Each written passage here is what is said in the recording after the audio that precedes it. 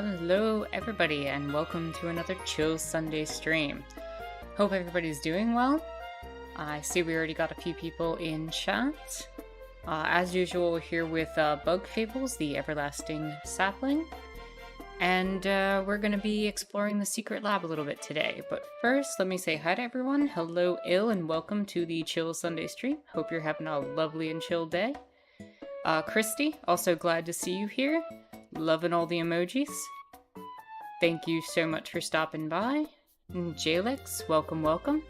Hope you're having a chill and lovely Sunday as well. I'm going to give it a few minutes for people to make their way in. And in the meantime, just let people know what we're talking about today is going to be the importance of identifying oppression.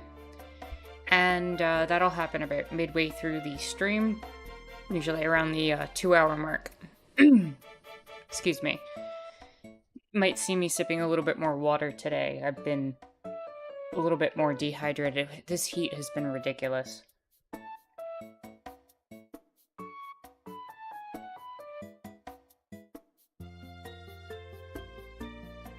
I think it's finally just caught up with me.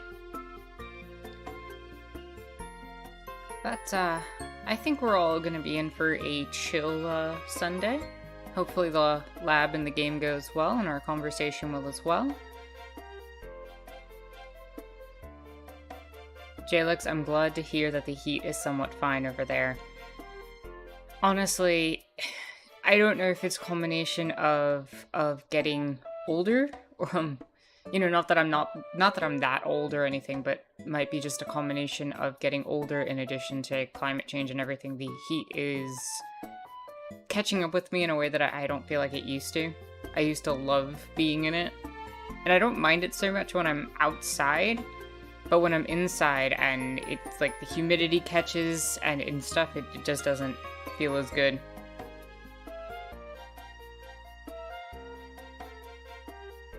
Wednesday and Thursday is going to be over 30. Oof.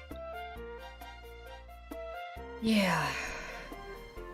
It's getting way too common to have these heat waves.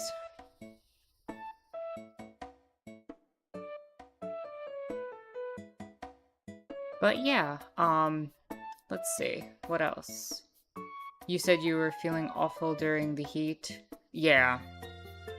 No, and it's going to be more common as time goes forward, and I think it's going to be a matter of adapting to the reality that that's what we're going to be living in. You know, I am probably going to have to remind myself more often, as I think everybody here should. Drink more water while, you know, we have it, and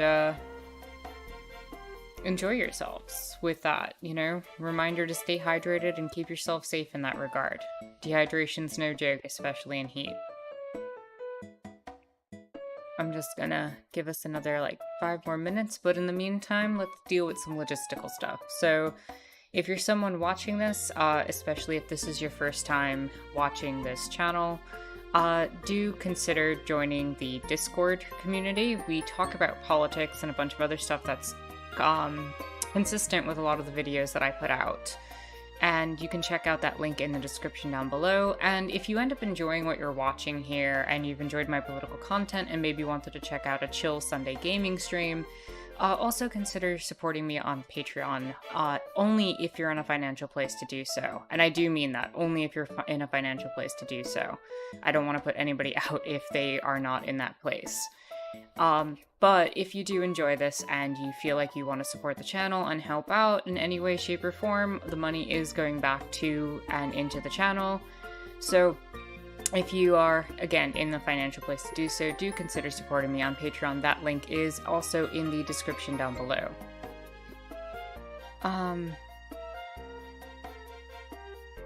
Let's see.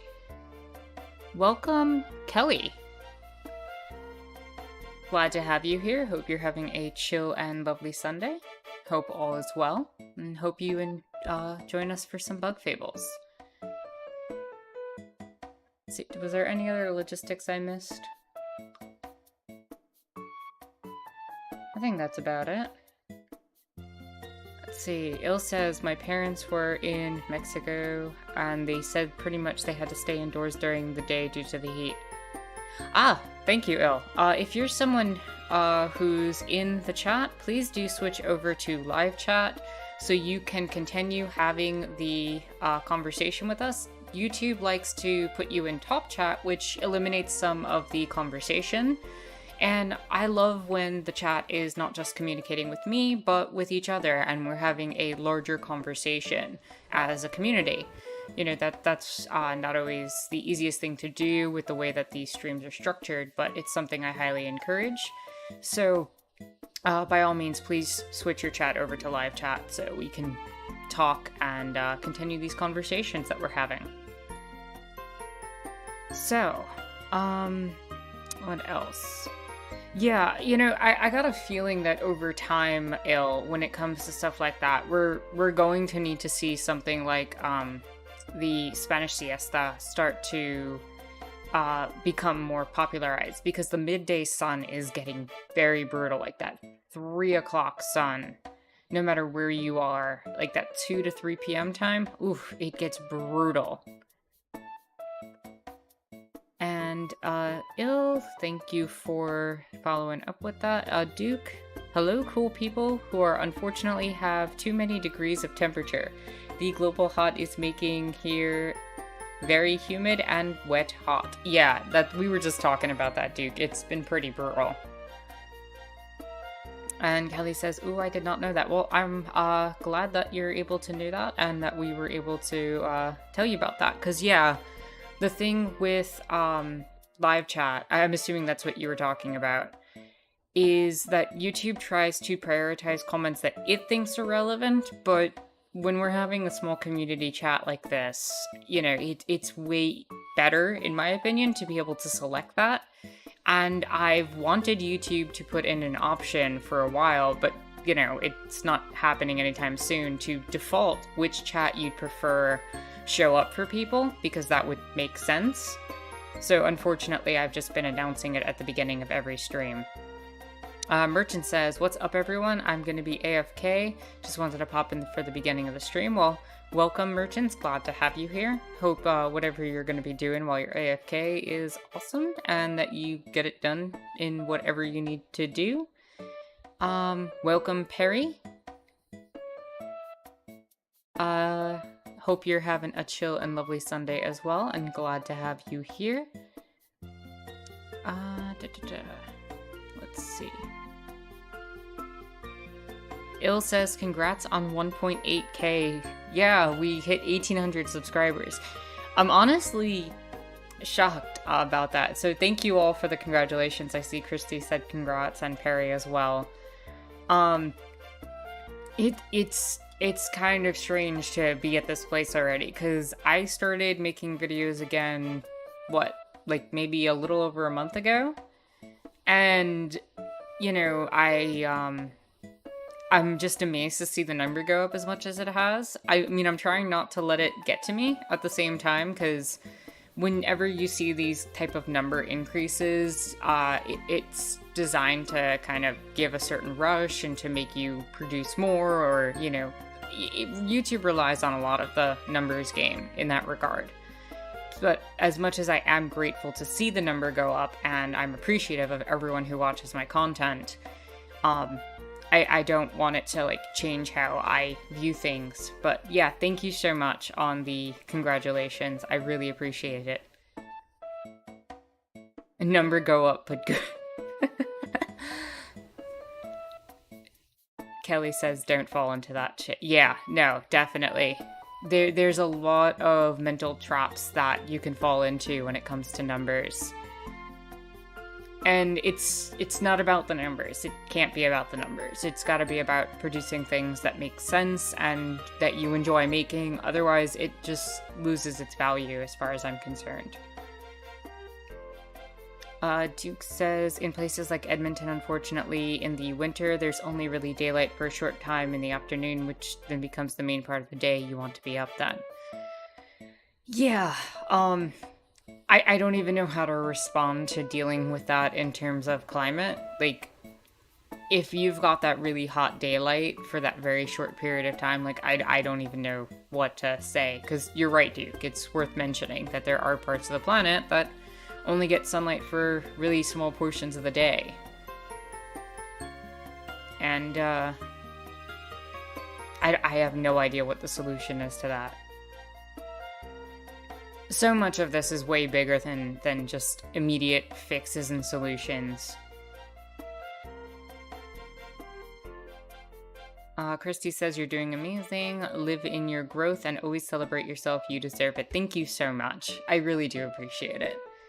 And I want to take that healthy approach where it's like, I'm celebrating, I like to see the number go up, but at the same time, it's not something that I rely on for that, I don't know what the word would be, I guess that rush.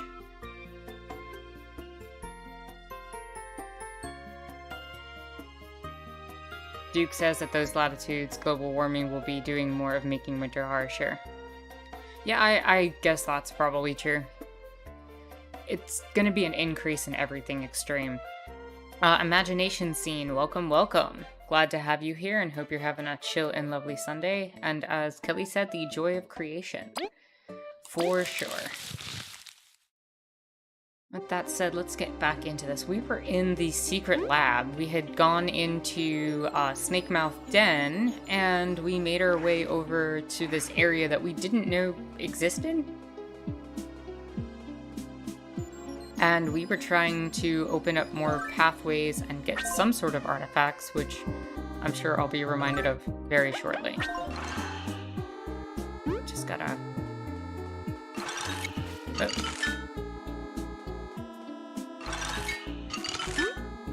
We can cross this waterway now.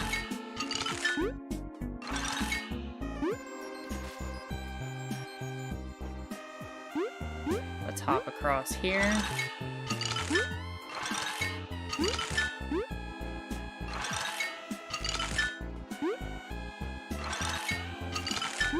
Not exactly sure where we're going at the moment, but we're gonna explore this and see what happens.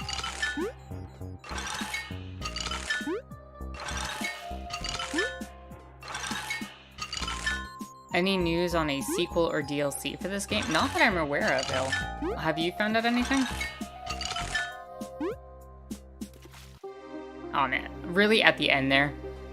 Okay. That was my fault, I messed that jump up. Imagination says, I just said some Cornetto ice cream cones? What is Cornetto? I'm not familiar with that.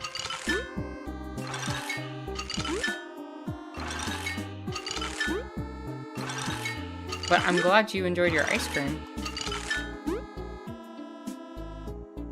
Was trying to learn more about the developer and publisher. Yeah, I don't know a lot of information about this particular developer.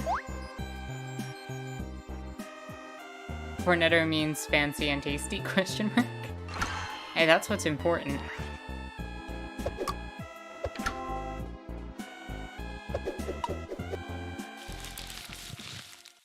Right, we were facing off with zombie bugs.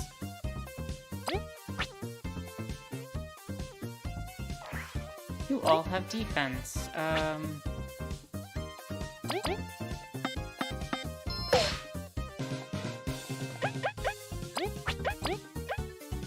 Ice ball.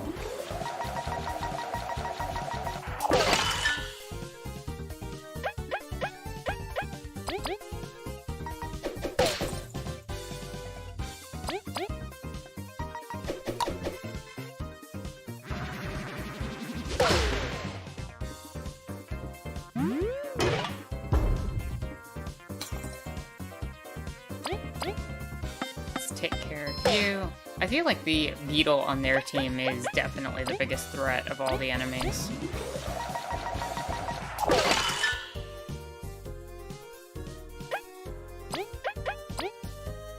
Okay, let's take that one out.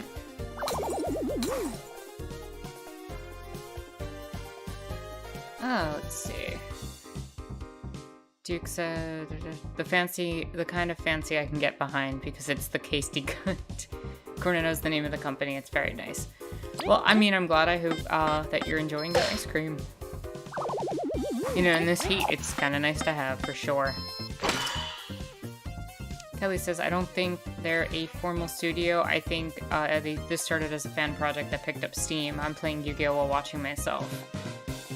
Well, I hope you're enjoying your Yu-Gi-Oh!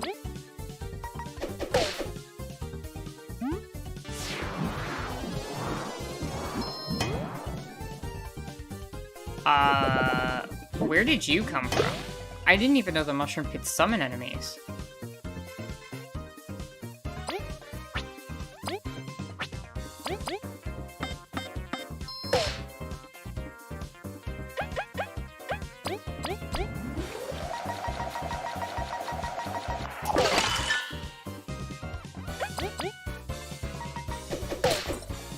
And you're down.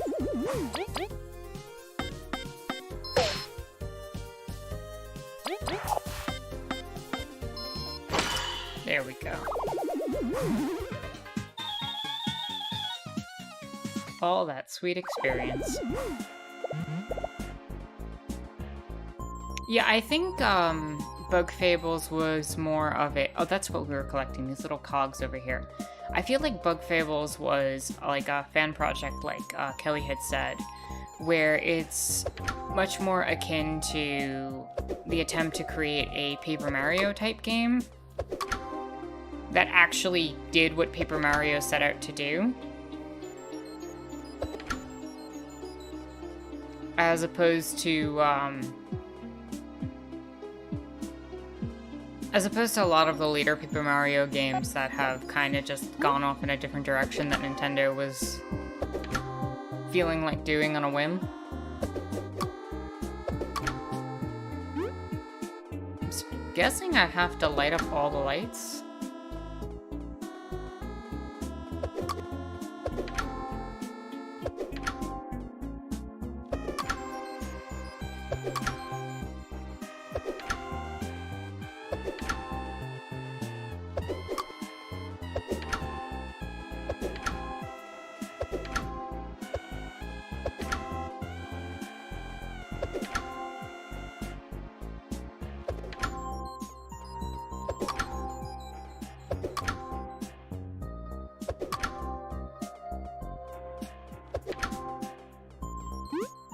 Are they all on? They're all on. Okay, Oh. Do I have to just turn on the ones with the pistons behind them and then the other ones go off? That would make sense as well.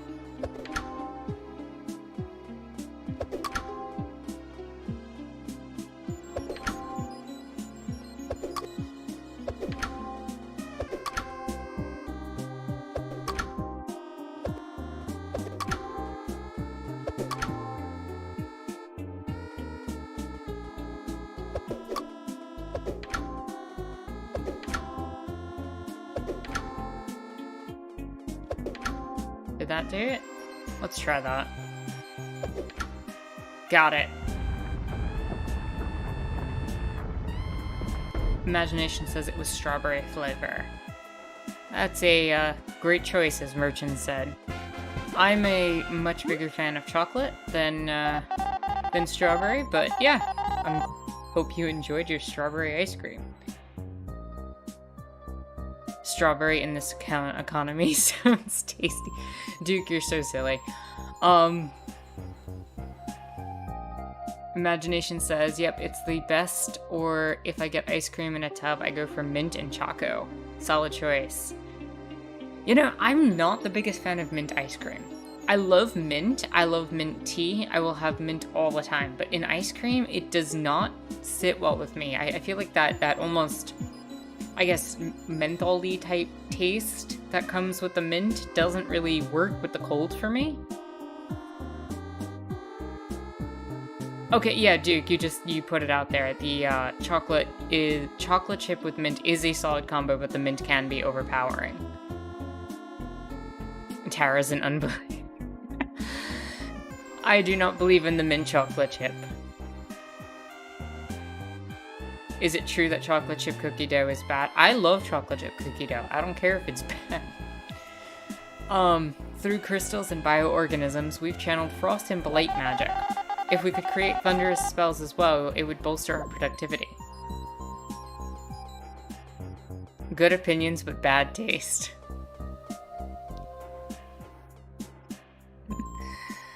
Fair enough, fair enough. Can't be perfect.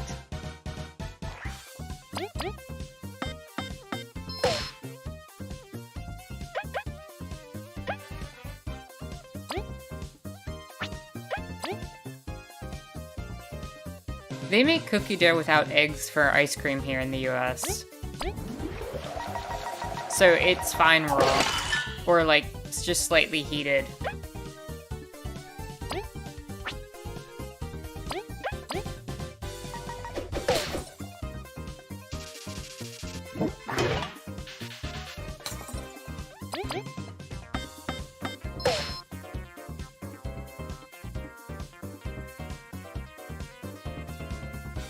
Imagination says that reminds me of the scene in Life of Brian. Unbeliever, persecute the heretic.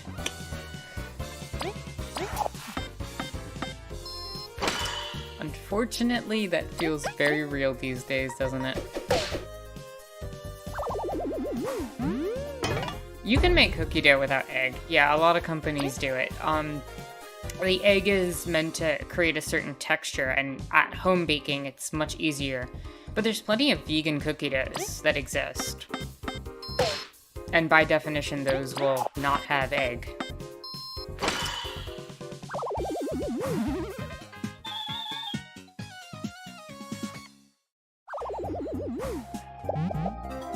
Duke says, I try not to mess with egg too much, just don't even like it all that much. I have found that there are eggs that are good,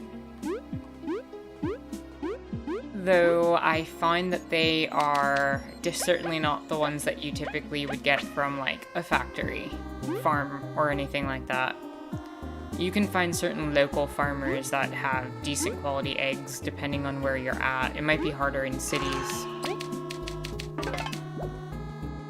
Most recipes you can substitute bananas roughly 1-to-1 with egg in terms of baking. True. 100%.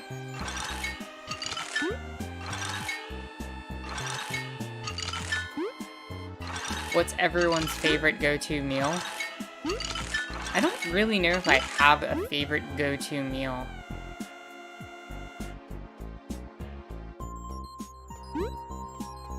We need one more gear. Okay, we got the big gear.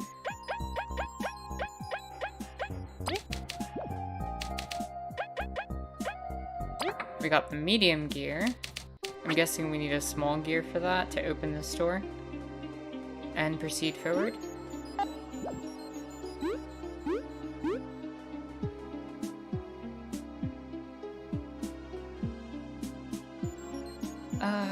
Kelly says mac and cheese. Mac and cheese is a solid choice.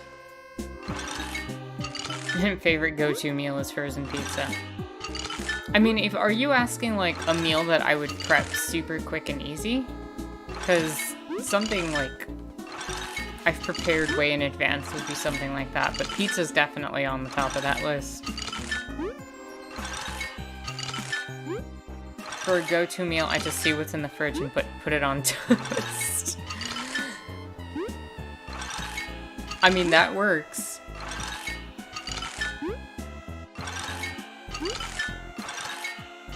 I usually substitute olive oil for butter because it's tasty and fancy, but it's still super easy.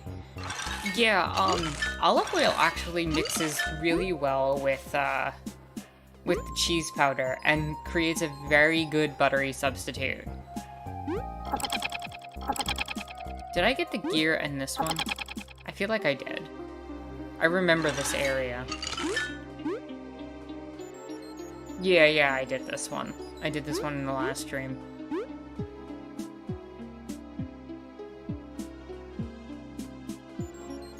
Pizza from scratch, dude. Yeah, I mean, pizza has just got all the good flavors.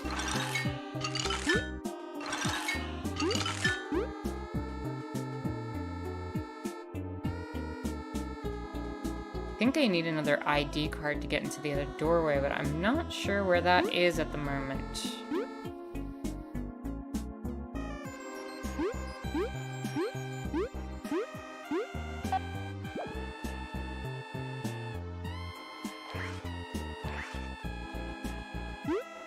Planning on cooking potato rosti for the first time on Tuesday.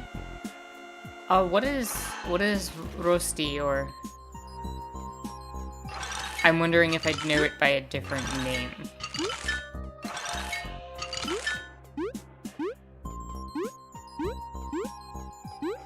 Imagination Scene says, my alternative lazy choice for pizza is to get whatever tomato or pasta tomato sauce you have in the fridge. Put that and cheese on top. That is the best. No. You don't understand. That reminds me so much of growing up. Because when I couldn't, get pizza, for whatever reason, that'd be the solution. You get the cheapest cheese that you can possibly get. You just melt it on there with the cheapest tomato product you can get your hands on. And you just toast it, and it's like bread pizza. There you go.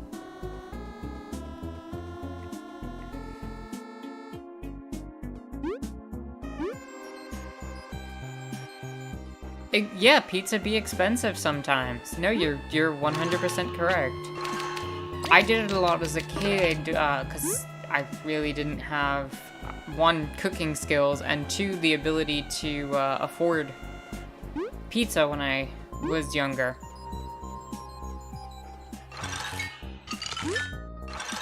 So. And also, it's time consuming sometimes, so if you just make a loaf of bread, you can just mix it all together and it works.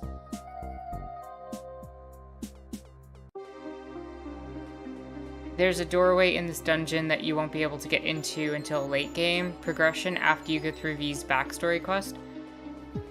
Okay, good to know. Thank you for letting me know that, Kelly. Well, I figure we can get up to that point then.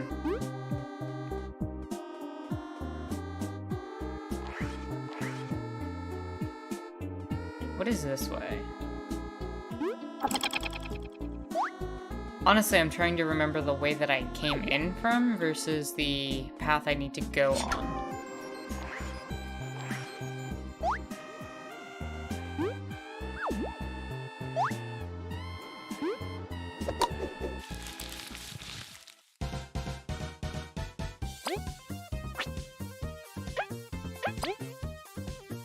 I'm just surprised that the secret lab has had such easier enemies compared to some of the, regular enemies from the main game that we were facing off against.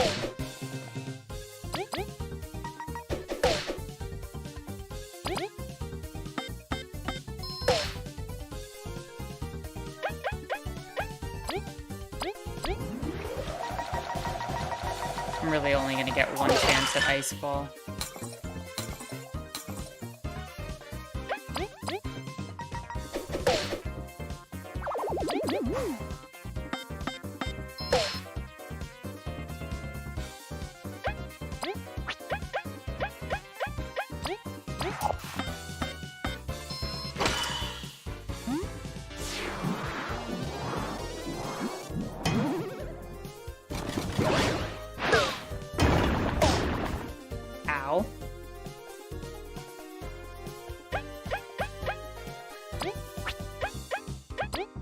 Do I have something that can...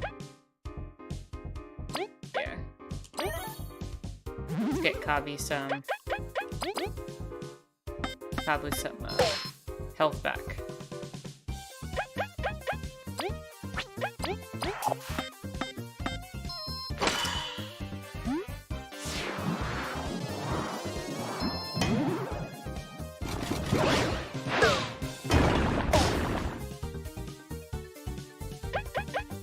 Do I have anything that gives me some teamwork points? Because I need to freeze that stupid beetle in the back row.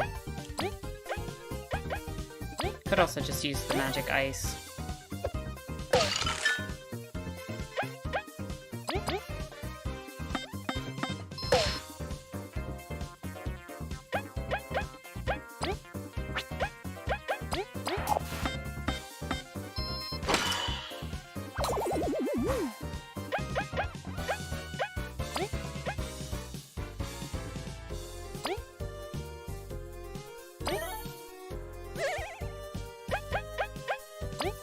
Honey drops are easy enough to come by, so I don't mind using that.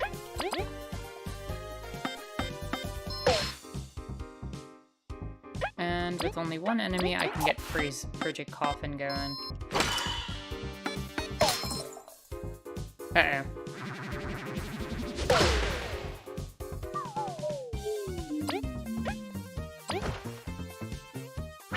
How much health do you have?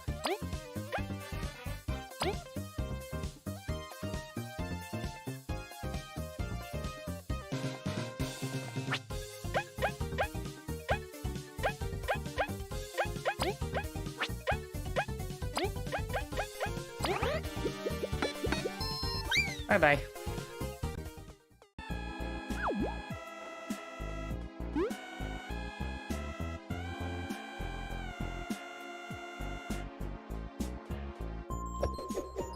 I need to go find Venus and heal.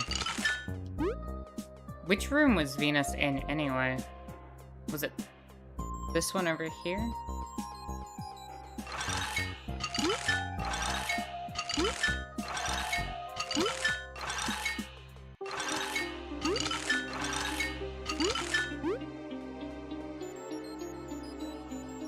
Yeah, there's Venus. Yeah, heal us, please. Highly necessary. Back to full health. Let's see. I think I fell behind in chat a little bit. Let me just scroll back up so I can... I was thinking I want to eat more baked potatoes because they're quick and easy. What are things that can be put on baked potato that aren't sour cream or cheese? Mashed with butter. Yeah, mashed potatoes with butter is amazing. Especially if you put some, like, chopped onions in there. Oh my goodness. Good easy meal. Freezes well, too. If you can make the dough from scratch, the ingredients are so cheap that pizza only costs as much as the cheese and the topping you put on it, essentially. That's true, Duke. But, you know, it's actually easier in terms of time sometimes to just buy a loaf of cheap bread. Especially if it's the highly processed cheap bread in the US. But yeah, if you can make the dough from scratch, it's infinitely cheaper. I need to learn how to make dough from scratch. That's funny. That's really funny. See what I did there? I'll see myself out. No, that's an amazing pun. That's so funny. There are YouTube vids where they talk about and show you different steps of the process for all sorts of different recipes and doughs. That's how I learned a few failed first attempts, which will happen. Definitely. It's always a process to learn those things. But once you get the technique and once you've got it down, you know, it doesn't even need to be perfect in terms of shape and structure. You just need it to work, right? And you can make some decent stuff from all of that. I've seen a few of them, but the time to make it seems quite long, and I was being lazy. I should try it there. My thing is in this summer heat, how are you going to run an oven for that long? You know, it's difficult, especially if you're from, like, not that I'm from the EU, but if you don't have an air conditioner in the EU, because it's not as common as in the US and I believe Canada, but... J-Lex says I could recommend a pretty good cooking channel I've been watching a lot recently if you wanna. Yeah, by all means, throw it in the Discord. Or throw it on here, whichever. Imagination asks, are food prices going up in America? Here in Britain it's getting worse, and no one in power is saying the obvious tax profits that these corporations are making. Yeah, 100% it's getting expensive over here. I covered this in a video very recently, but what's going on is that a lot of these companies are realizing... Oh, I watch Adam Regesa, yeah, like he's really good at incorporating the food science stuff into recipes. It's a good channel in terms of that and making certain products. But yeah, a lot of what's going on is companies are realizing that inflation is happening and are using it as an excuse to raise prices even more to, again, increase how much their shareholders are making. Boardroom meetings literally sound like cartoon villains right now in terms of how they're going to, like, take money from people.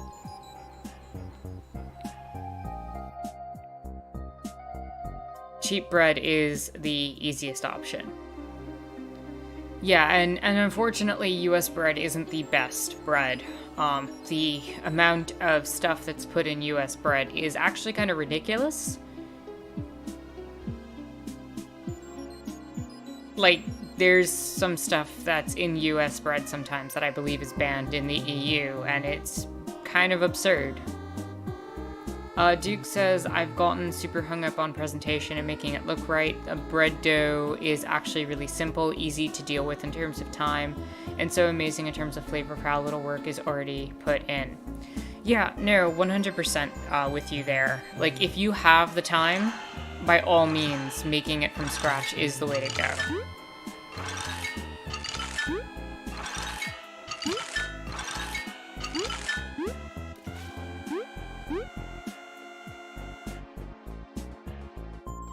Imagination says we have Brexit, so I'm sure we will have some special ingredients in our food in the future with no EU regulations. That is most unfortunate. Alright, rematch time.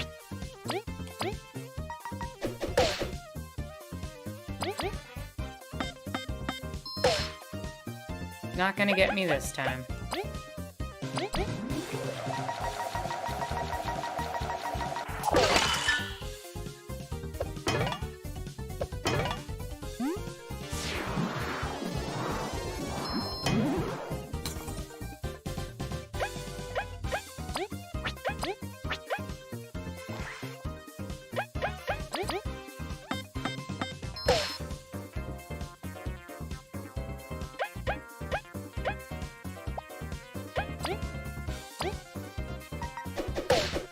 Attack the front one, and Icefall should finish the front one off.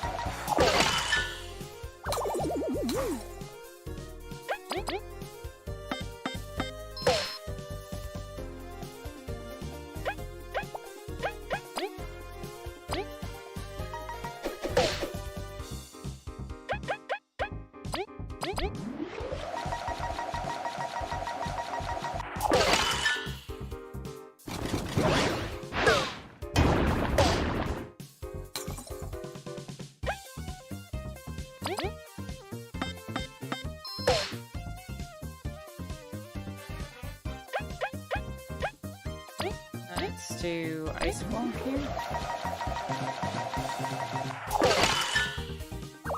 There, that was pretty good, and we'll have you use Secret Stash on Leaf. Might as well. I think I'm close to leveling up at this point.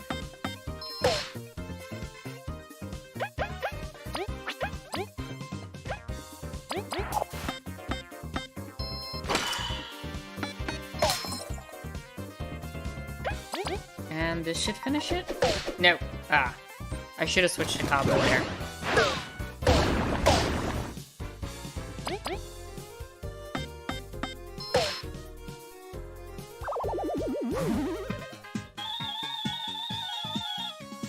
One more battle away. That was 38 experience points. That's pretty damn awesome.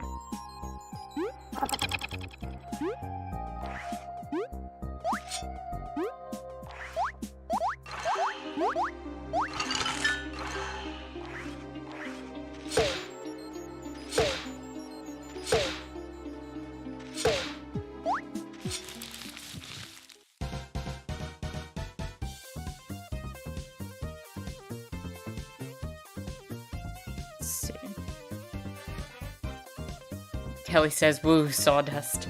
I was thinking more about the stuff that they put in yoga mats. But yeah, definitely a lot of cellulose is added to stuff. Jalek says, I do have the time right now, but I'm usually not alone in the kitchen, so my social anxiety kicks in. It's making me pretty hard to actually cook anything. Also having social anxiety, Imagination says, had it since high school and it sucks. Il says, same, haven't been able to cook like I used to. Imagination says, I'm in my 30s now, made my life miserable. Duke said, social anxiety while cooking is not something I'd thought about. I'm gonna be honest, I haven't either. I hadn't thought about that, so it's interesting that you're all bringing that perspective out. Jalix says, for me it goes away as soon as I actually get to know people, but my current living situation is just too close to too many people that have that happen. My max with people is like 1 to 2 others at most. Yeah, that's fair. I feel like a lot of the disconnected nature of people, in addition to other factors, can make it more difficult, especially when you're doing something like cooking or something that can have an artistic bend to it. There's a level of maybe feeling judged, I would guess, and that probably adds to that as well. More than 2 people's taxing on your mind. Well, thank you all for sharing your stories in that regard.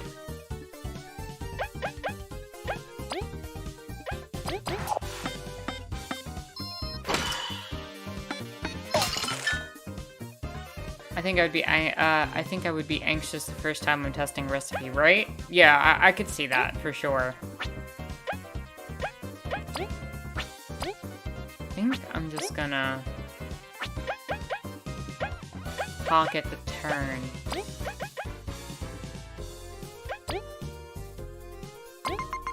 Do I not have a spy on this? Oh, I do. Okay. Yeah, I have to, because otherwise I wouldn't have the health bar.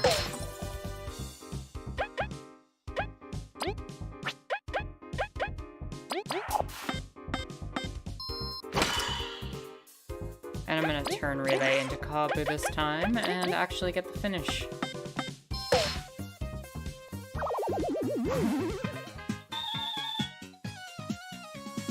Jillik says I'm always anxious, but but cooking forces me to be around people more. I say.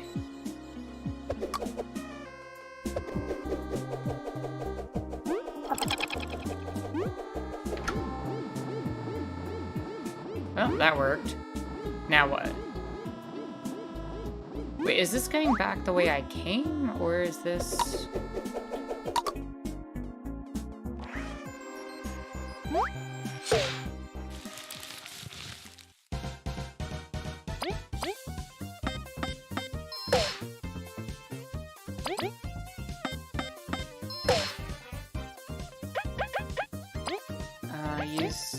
I could do Ice Fall, yeah.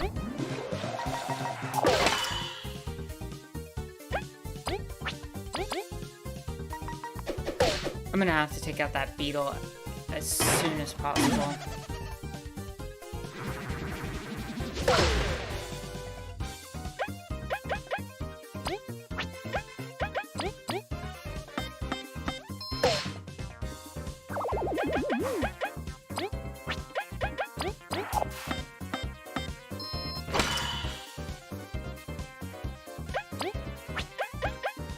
Turn right back into Kabu.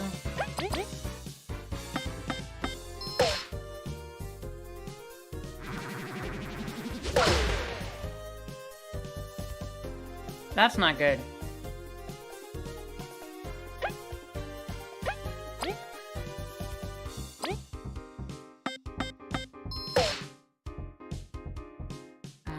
Three.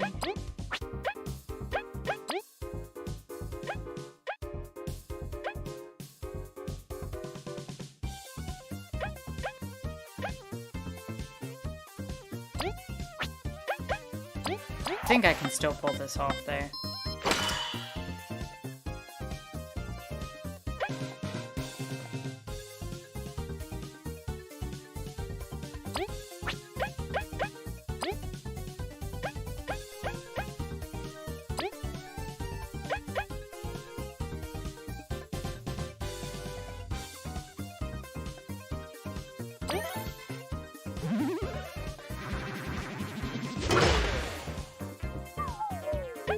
Yep.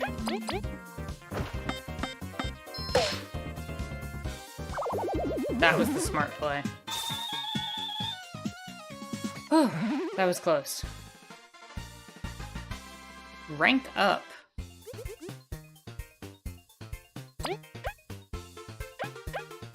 Take some more teamwork points.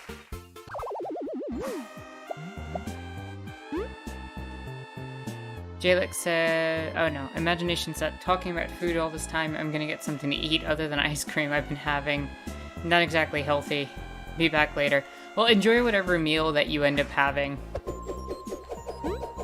Well, this kind of reminds me of something funny that happened yesterday. I was out visiting my sis.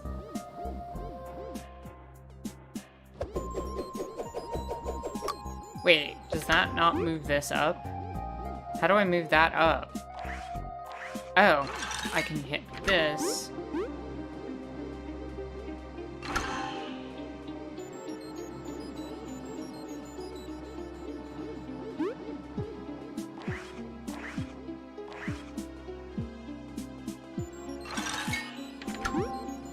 Got it. That works.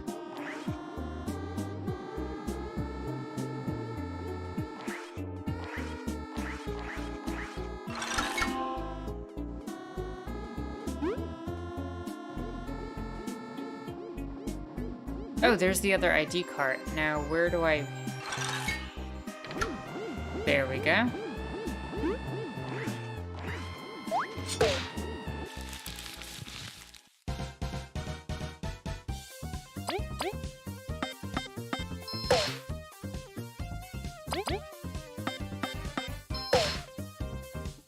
Let's do... Ice Ball? And hit everybody.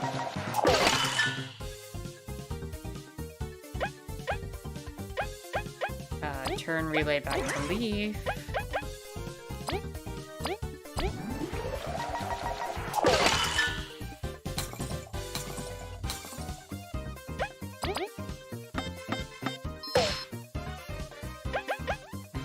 Skill, ice ball.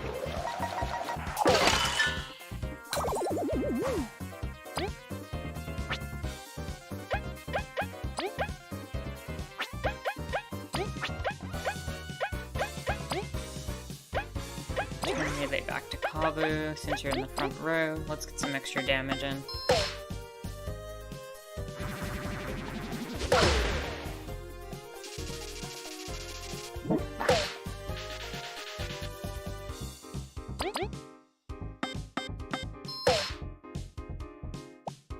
Pretty sure you can just defeat Zombie Ant. Nope, you can't. Alright.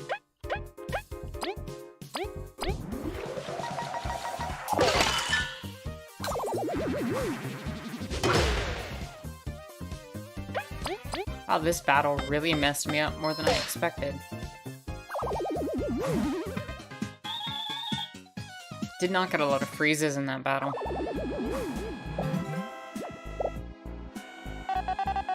This is my last message. It isn't safe anywhere but here. We were proud and reckless.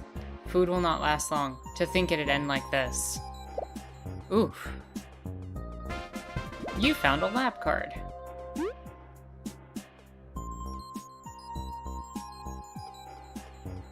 All this kind of reminds me of something funny, says Jalix, that happened yesterday. I was visiting my sis and we were ordering something from Burger King when a dude didn't notice a spill and dropped the receipt into it. The dude flipped his shit, like punched the nearest chair and yelled angrily, went to the counter and angrily dapped at his jeans. While he was doing that, I said toxic masculinity to my sister and she agreed. Dude apparently heard it and got even angrier, and he literally said, "You want to go outside?" like a living stereotype. At that point, we were just laughing at the dude. It ended with him brooding for a few minutes after that, getting closer and saying something like, "You think this is funny? Come outside." When we just laughed at him more, he ran out angrily and probably never got his order. You know, the thing is,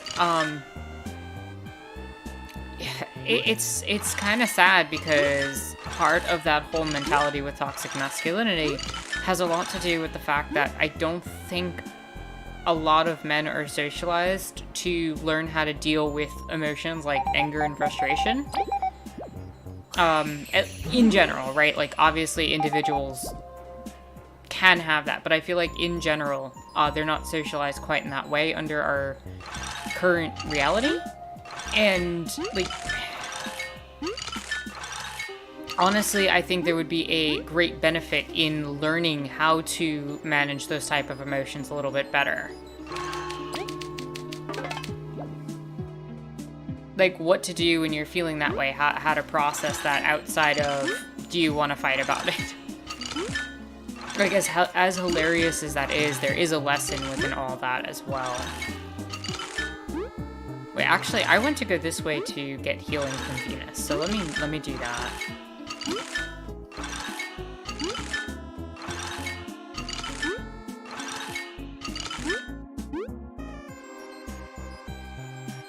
A Duke said some people just let themselves get really worked up. Oh, did I heal already? Oh, I healed already. Whoops. Sorry, my brain slipped out for a minute. At the moment I was feeling more pity for the guy than anything else, but he wouldn't let anyone say anything to him. Yeah, and that's part of what you were describing as well, like the inability to even ask for help or seek out help in that kind of moment as well. Add to that the kind of individualism that we often see in neoliberal society, but, you know, where you can't ask people for help and you can't rely on other individuals because you're supposed to have everything together and sorted and be perfectly autonomous. It doesn't work that way, and it's rarely ever true.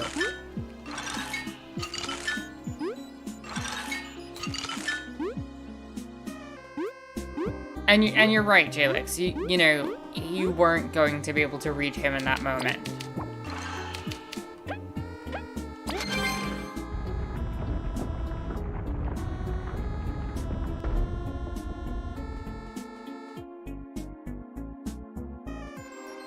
What is this room about?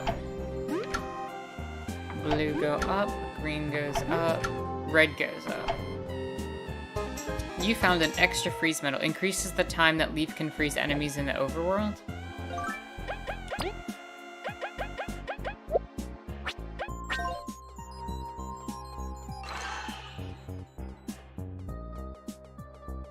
What is our goal here?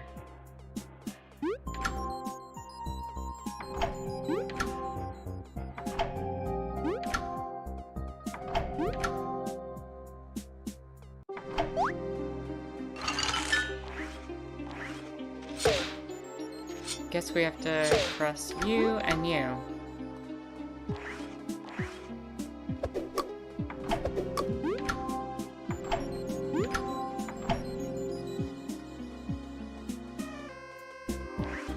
Can I get that other enemy to come down to me?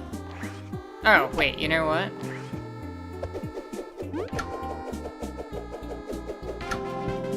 Got it. But then there's that crystal berry up there that I want.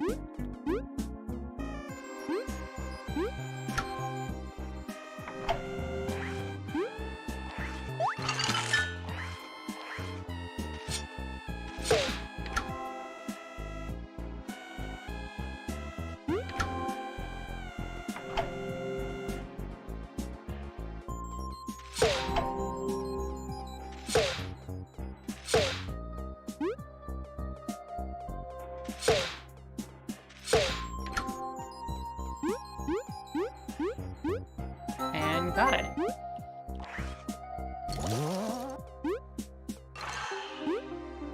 What is this wind thing for? Well, I've got all the gears now. Jalix said it's still the first time that happened to me in real life, and I'm glad my sister was with me. Otherwise, I think it would, I would have been intimidated.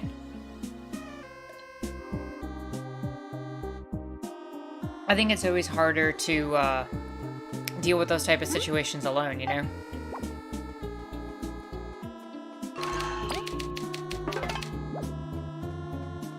So I'm glad you had your sister there too, and you had someone that made you feel a little less alone and a little safer in that moment.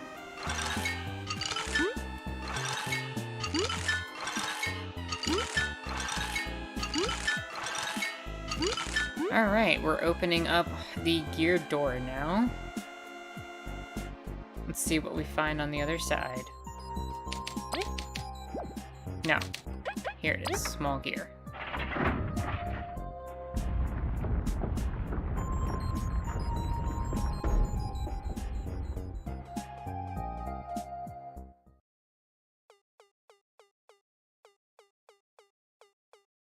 Ominous music. I mean, ominous lack of music. Before I go through there, do I have full health? I do.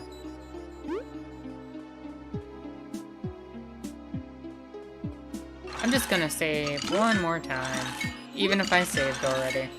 This is RPG habits.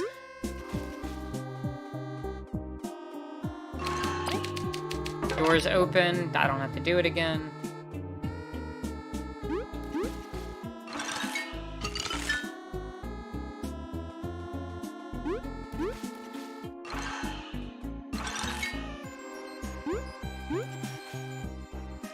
Alright, let's see what we're expecting to find on the other side of this door.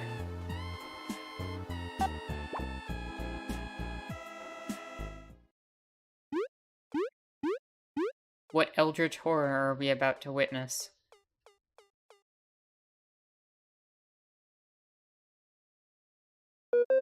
This tank.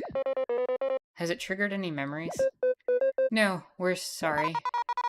After all we did to get here, there's a lot of weird things in this facility. It's worrying, but mostly just raised more questions. You think the last queen built this place in secret? No, that's absolutely impossible. You remember we were scouting Snakemouth. This is probably what she was investigating. If only we hadn't messed up, we could have reported this cruel facility. It wasn't your fault. Let's make our way back. There's lots to think about. From all the fools that happened to fall here, moths seem to have been the best hosts. It seems they have a better body suitable for magic. Maybe we should go out and try to get some more of them.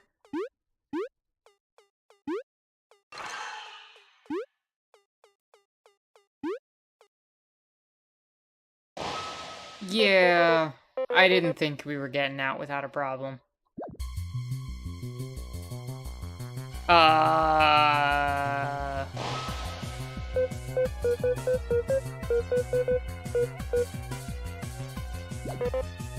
Sibling? Leaf, did you just say sibling?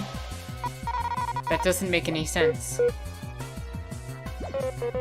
Leaf, ready your boomerang. We must protect Leaf.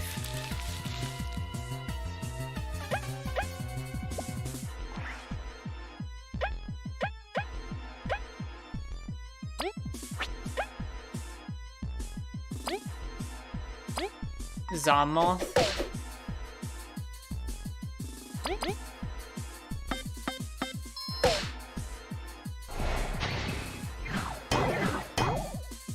Oh, that's not good. I don't have freezing abilities in this fight. That is creepy.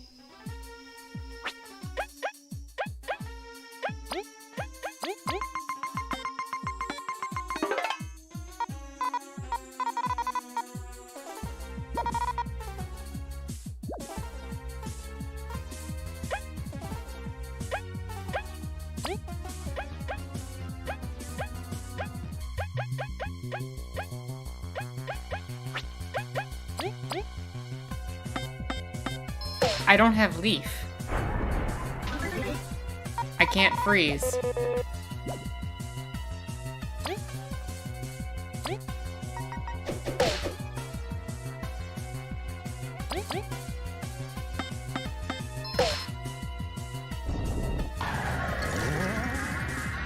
Oh. I have no siblings, as if I could be related to this beast. Are you okay? Oh, jeez. Okay, we're back. Leap's back. Yeah, Zommoth. Zombie moth. Correct, Duke. Whew. This music, though.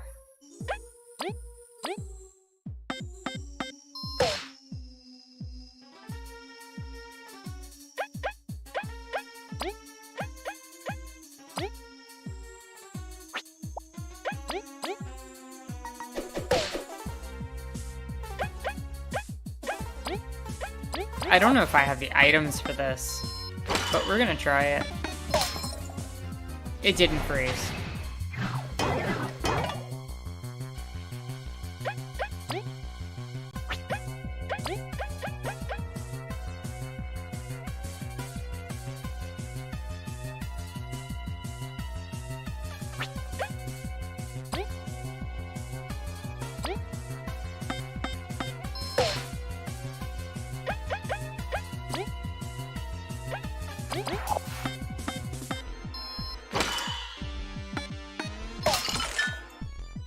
There we go. We got a freeze.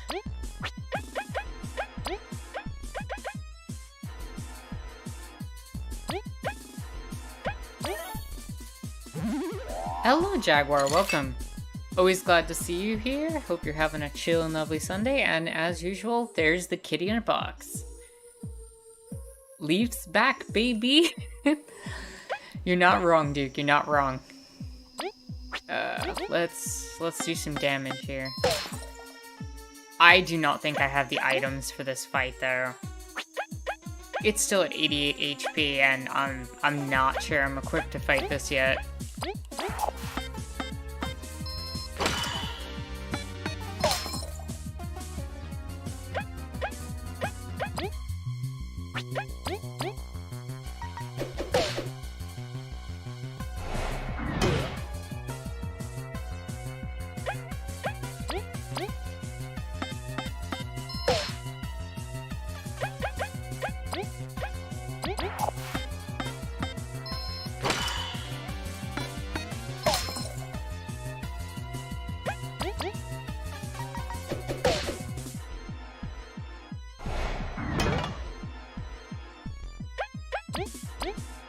I am doing pretty decently, considering I don't really have the items to survive this right now.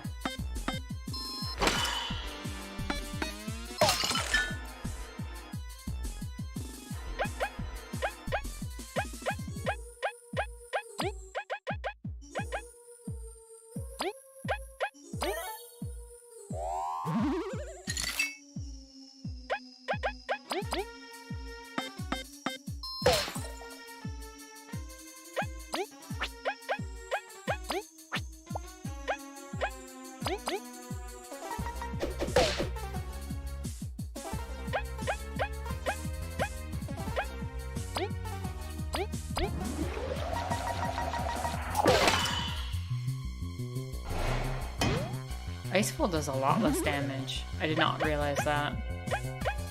Alright, lesson learned.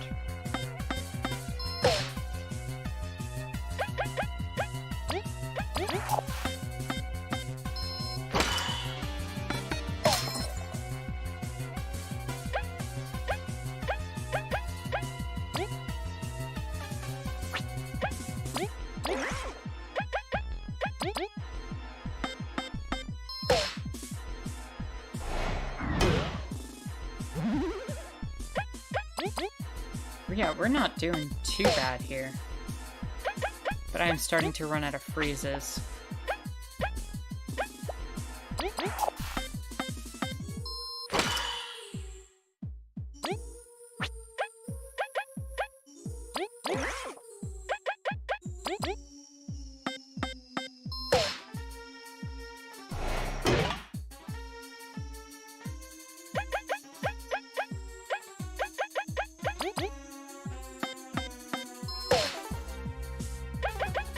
Skill, Frigid Coffin.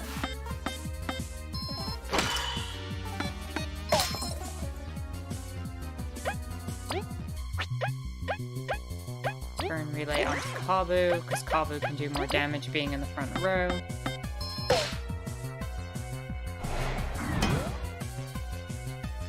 I need to heal. This is not going well.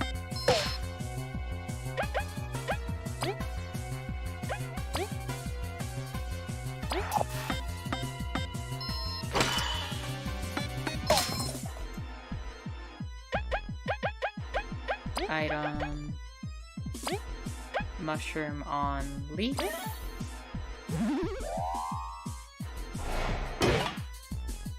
Okay, we're still in the fight. We're still in the fight.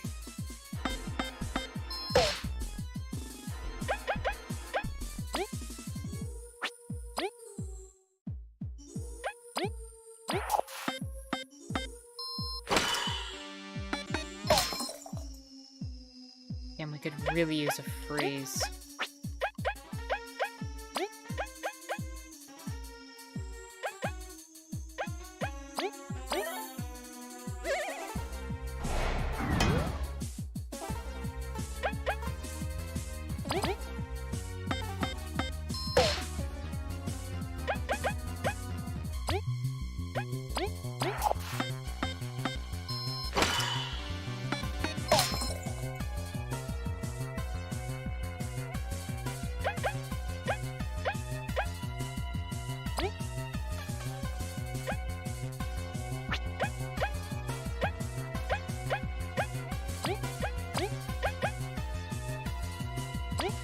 I need to keep Kabu alive. Nope.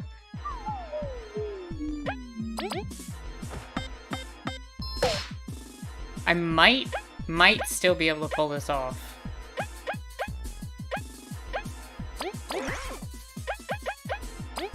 It's gonna be very close though.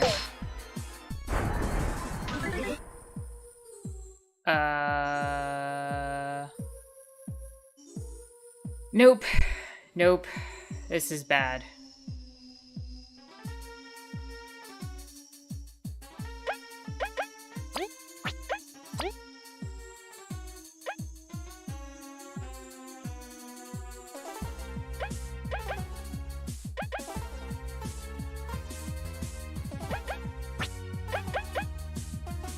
I can't kill it this turn. That's not even possible.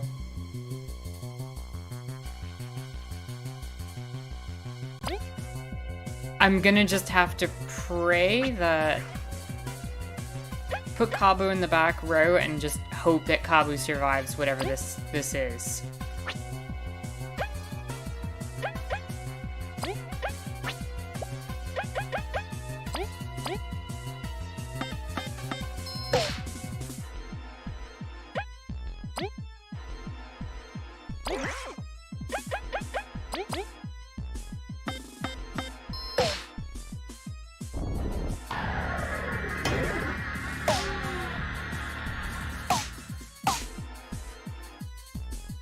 That was the absolute right call.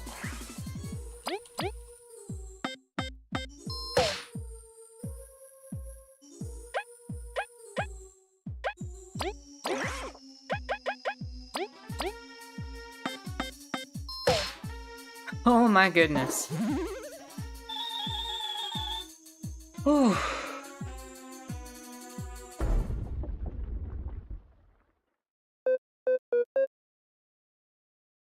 Yo, I need a sec. That was intense. I was not prepared for that at all.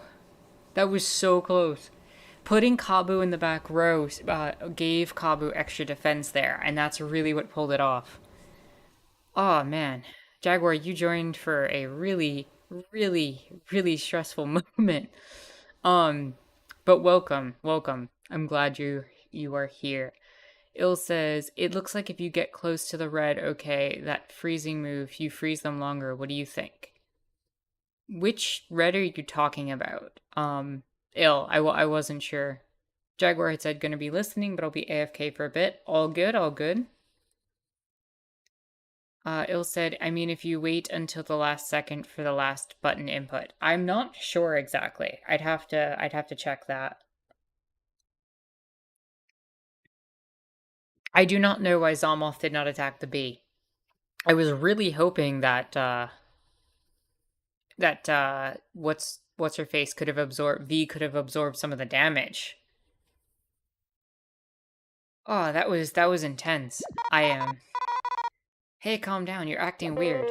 Did that monster spark your memories? Playing log footage 2048B. It's a failure. Yet another one. Disgusting. If it keeps up like this, our research... Throw it out with the others. We should call it a day. A failure, that's right, Playing security footage 3851 AZD.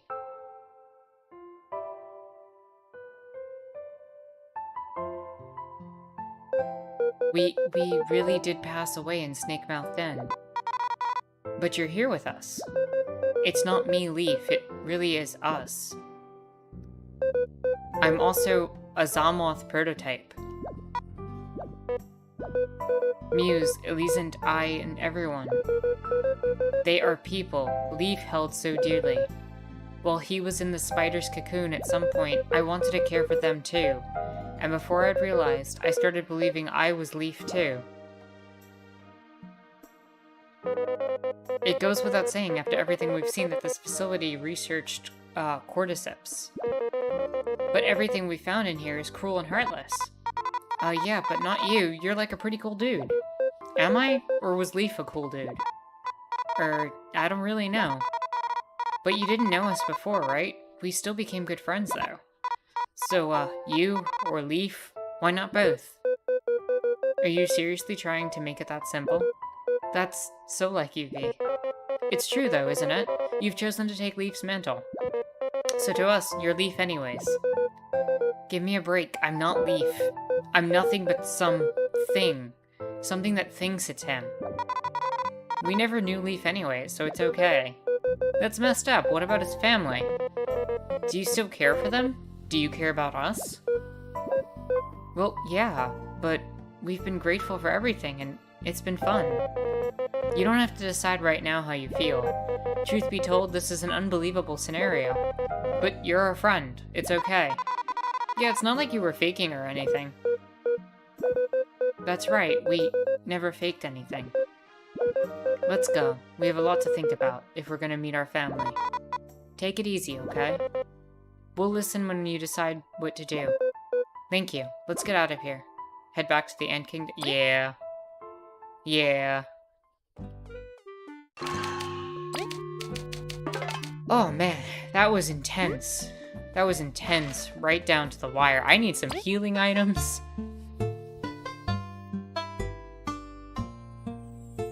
Jalix, what did you know?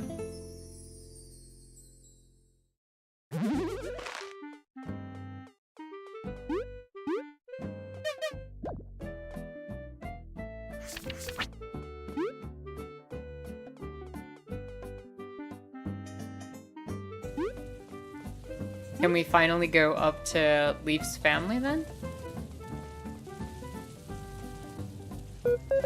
V, Kabu, we've been thinking on the way here. Who are we? Who was I before I met Leaf? We don't know. It feels like even if I'm not Leaf, I've become him, for better or worse. If I threw out his memories and personality, these precious thoughts would get lost. Maybe I can't discard them even if I tried. What do you want to do? We want to meet our family, to apologize to Muse, to see Elysian again. I want the same things Leaf does. Then do them. Carry on Leaf's will. At least I believe that will be okay. Yeah, that's what we decided too. I'm not Leaf exactly, but we're still Leaf. Even though he got lost to time and fused with a Cordyceps. We will live on as Leaf. Glad you won't go missing on us.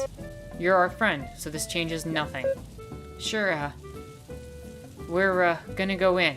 Not sure what'll happen. Do we stay out here? No, please come with us. I want my family to meet my friends. This is kind of wholesome. Oh, explorers, what brings you to our house? Mom, it's Team Smankmouth. They saved us from the wasps. Oh ho ho. Well, it is an honor. Yes, these are my friends Kabu and V, and we're Leaf. It's nice to meet you. A pleasure. Yep. Young lad, you look quite a lot like father when I was a kid. Really? About that. That's why we're here. We think we're one of your distant relatives. We've been looking for you for a long time. What? Father? What is the meaning of this? Oi, I have brothers. Don't jump on me. You're my uncle? Really? You're not lying? It's something like that. Oh my million ants. I can't believe it. Sorry, we're just barging into your life. We'll be leaving now. No, wait. It's a good surprise. You've got to stay for dinner. Your friends too. Oh yeah, free Oh, V. V would fit right into this conversation we've been having about food. Jalix said, I thought Leaf was part of the experiment. Yeah, you were right. Good predicting there. Il said, Leaf isn't going to turn into a zomboid, are they? I hope not. I really hope not. I want to keep Leaf. Leaf is cool. Forgive V, she has little tact. Is it really okay? Of course, you're family. We're not completely sure. I don't know how, but I know it's true. Don't worry. Besides, you're the coolest explorer. My uncle is so cool. Thank you. We'll stay then.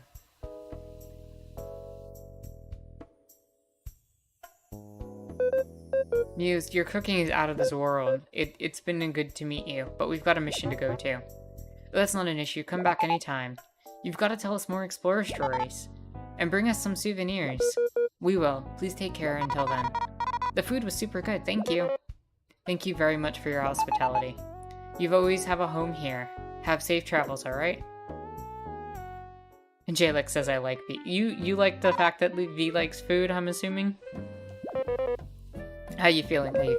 Thank you. We can never truly repay you. Oh, it's whatevs. Seeing you happy is ample reward.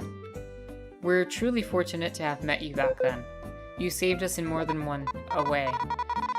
Come on, you're not the sappy type. If something else troubles you, just come to us.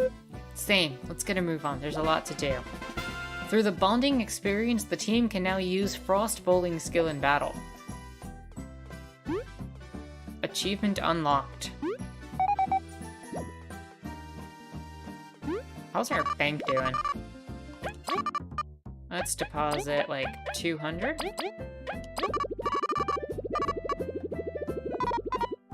Saving up's really important. You're now a platinum member. That sounds like, what's the reward? Your interest has been doubled and you get this fancy card. Okay. V, did you not trust the bank? You know about returns on investments? Look, what matters is we're getting rich. Okay. Alright, so we got some berries on us to go buy some things and get some items back in our inventory. What were we gonna do, though? Where are we headed?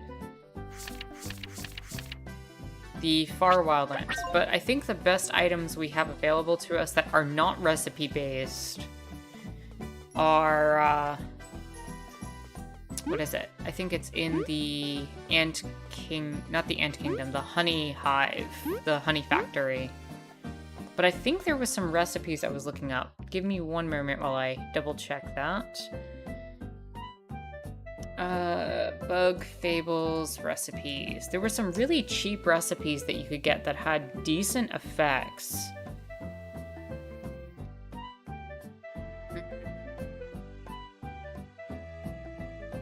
If you cook a danger yam, you get a baked yam. Crunchy leaf and mushroom gives you a 8 health thing, and those are cheap.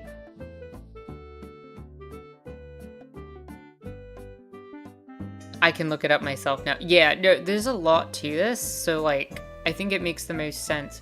There was one that involved a honey drop. Oops, sorry if that was loud. Glazed honey.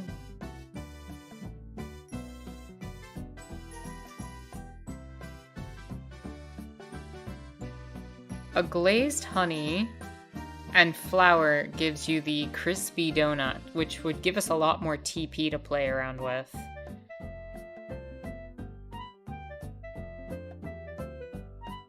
So if we take a honey drop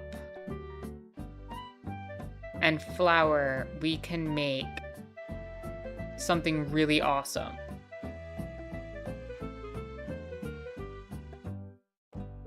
Let's, where can we buy the glazed honey? Or the honey drops?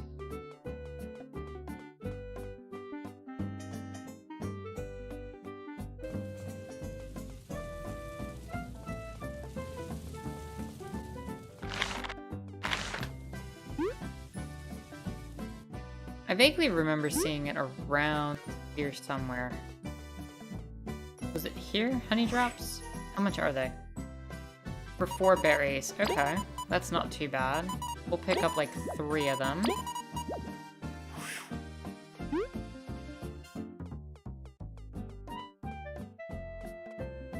And where can I get flour at?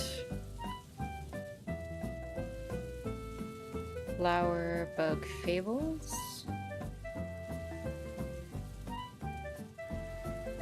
You can get it in Defiant Root. Okay, let's head to Defiant Root then.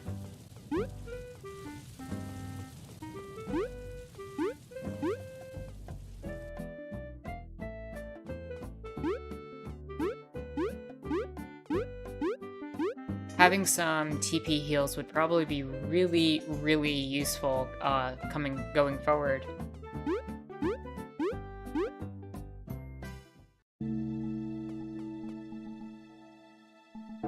Where's the way to Defiant Root? Yes, we want to go this way to Defiant Root. Now, where can we bake here?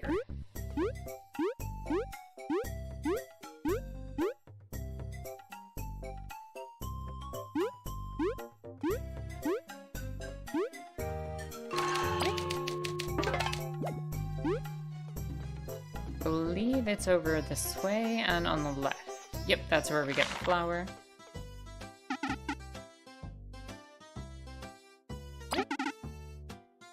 Gonna need a spud. Okay. You're the item person. I have a danger spud in my inventory here, I believe. I want to take out an item. Yep. Would you like anything else? Not right now. Oh, you sell the honey drops. Okay. Let's help you train. Kelly says, I'm done with Yu-Gi-Oh! What has you done? Did you get upset at the game? Did you finish what you were doing? Like, what made you wanna stop?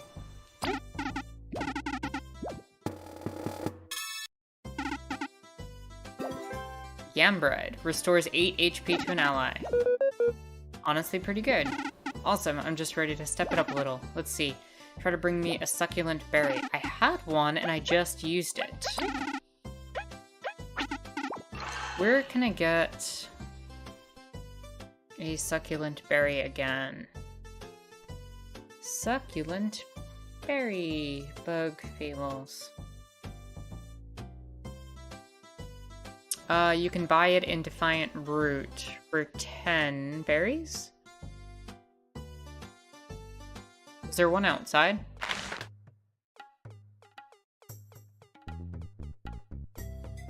Where can I buy it then?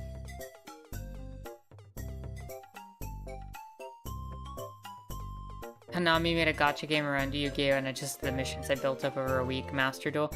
Oh, yeah, I've heard about that. Where can I buy the succulent berry?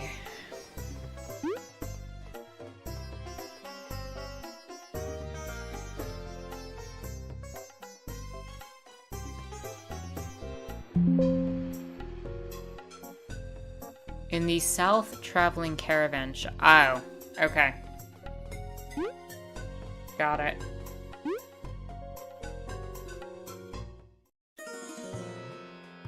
Here you are. We'll take it.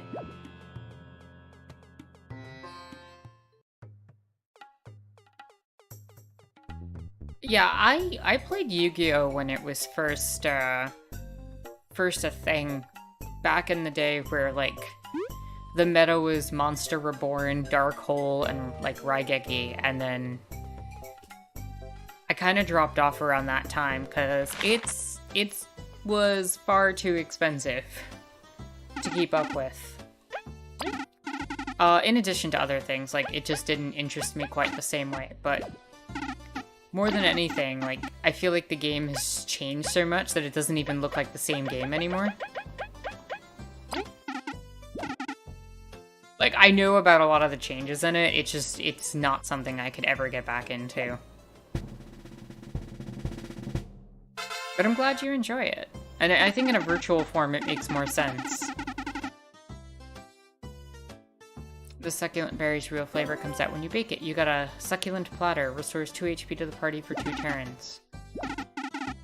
You need a spicy bomb.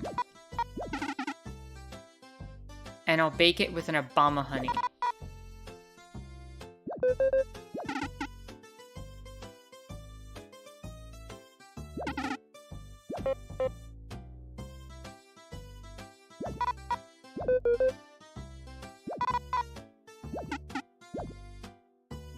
Wait, what do I need? I need a spicy bomb. Where can I get a spicy bomb? Spicy bomb. Bug Fables. Yeah, the game is entirely unrecognizable. I cannot do Spicy Bomb right now. Duly noted.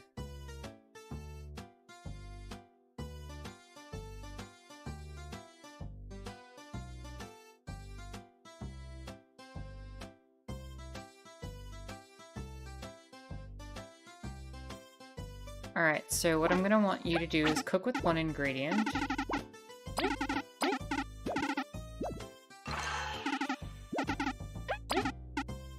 And cook a honey drop.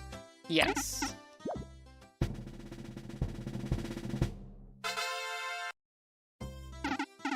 Nailed it, I'm getting much better. There's a glazed honey. Alright, let's cook with one ingredient. Honey drop.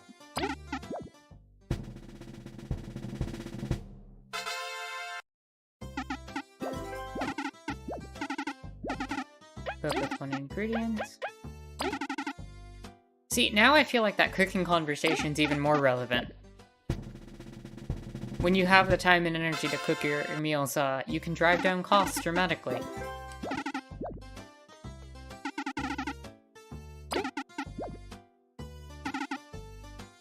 I will take a few bags of flour.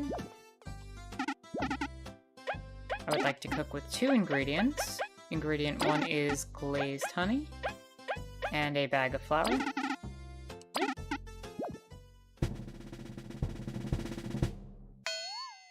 Wait, what? Wait, why didn't that work?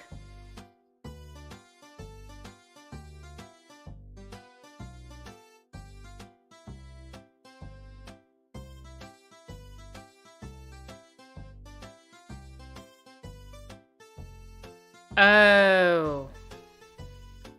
You have to unlock the ability to do this. That's frustrating. Okay, no worries. Then I would like to cook with 1 ingredient. Cook with the mistake. Might as well get this recipe out of the way. You got a big mistake. It's censored. That's funny. That's really funny.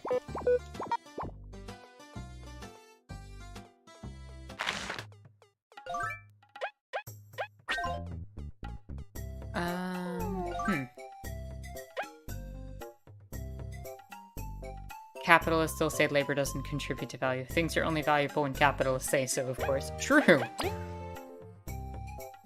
The thing is I've seen a lot of people make the argument that,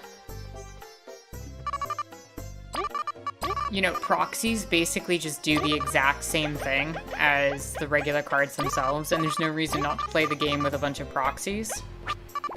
And I kind of agree with that, because what really is the difference? Alright, I have a bunch of danger spuds. I'm gonna cook those.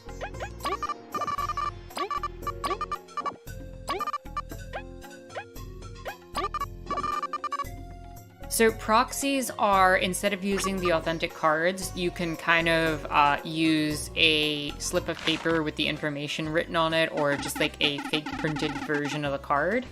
1, so your cards don't get damaged if you're somebody who, you know, collects them. But 2, if you're wanting to just play the game and you can't afford to spend money on booster packs, or you don't want to literally spend, you know, $50 to $100 on a piece of cardboard, you can just use little pieces of paper that say that. Like, there's no reason not to. As long as they're consistently cut out in a way that doesn't give you an unfair advantage to seeing which one you have, I don't think that's unreasonable at all. Cook with 1 ingredient. Danger spud. Yeah, cook the danger spud.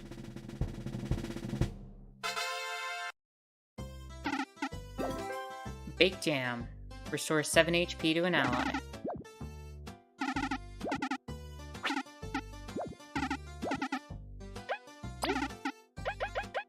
Oh, we're putting our items to good use now.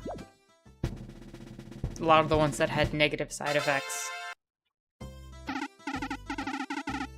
Ill says, reminds me of how as kids we were able to play, I believe it was, categories with a notebook and pencil. Yeah. I mean, you don't need to buy things to play games. Jalix says, Crispy is such a great name. It really is. It's a great name for a cook in a game. Jaguar says, AFK time for real, BRB. Take your time, Jaguar, and hopefully we'll see you back here soon.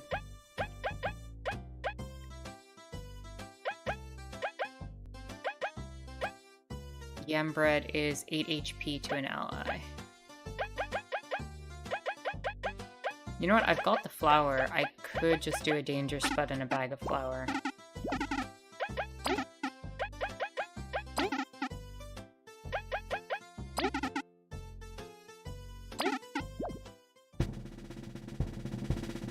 Clear some of these danger spuds from my inventory.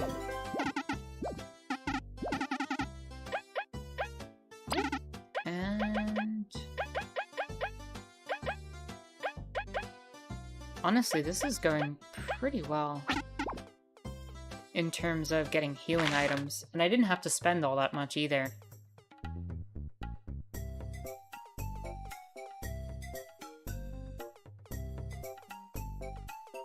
Do I have any good items in here that I can use? Let's see. Is there anything I can do with the agaric shrooms? Agaric shroom bug fables. If I cook it with a honey drop, I get a sweet shroom. What does that do? 5 HP and 4 TP, that's not bad. If I do an agaric shroom with a bag of flour, I get a shock candy. That doesn't seem like a good idea. Numbs an ally for 3 turns. Mushroom salad, what is that? A crunchy leaf and an agaric shroom. 8 HP to an ally and cures poison. That's not too bad. Mushroom skewer. I can do that with the agaric and a mushroom, or agaric and a danger. I think I'll just do the sweet shroom then. 5 HP and 4 TP. And I'll just merge it with the honey drop, because that's convenient. And right here.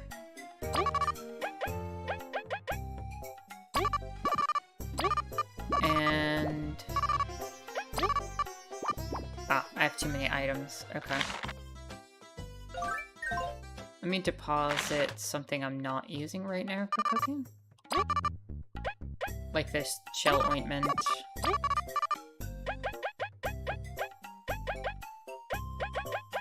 I can do honey drop with agaric shroom.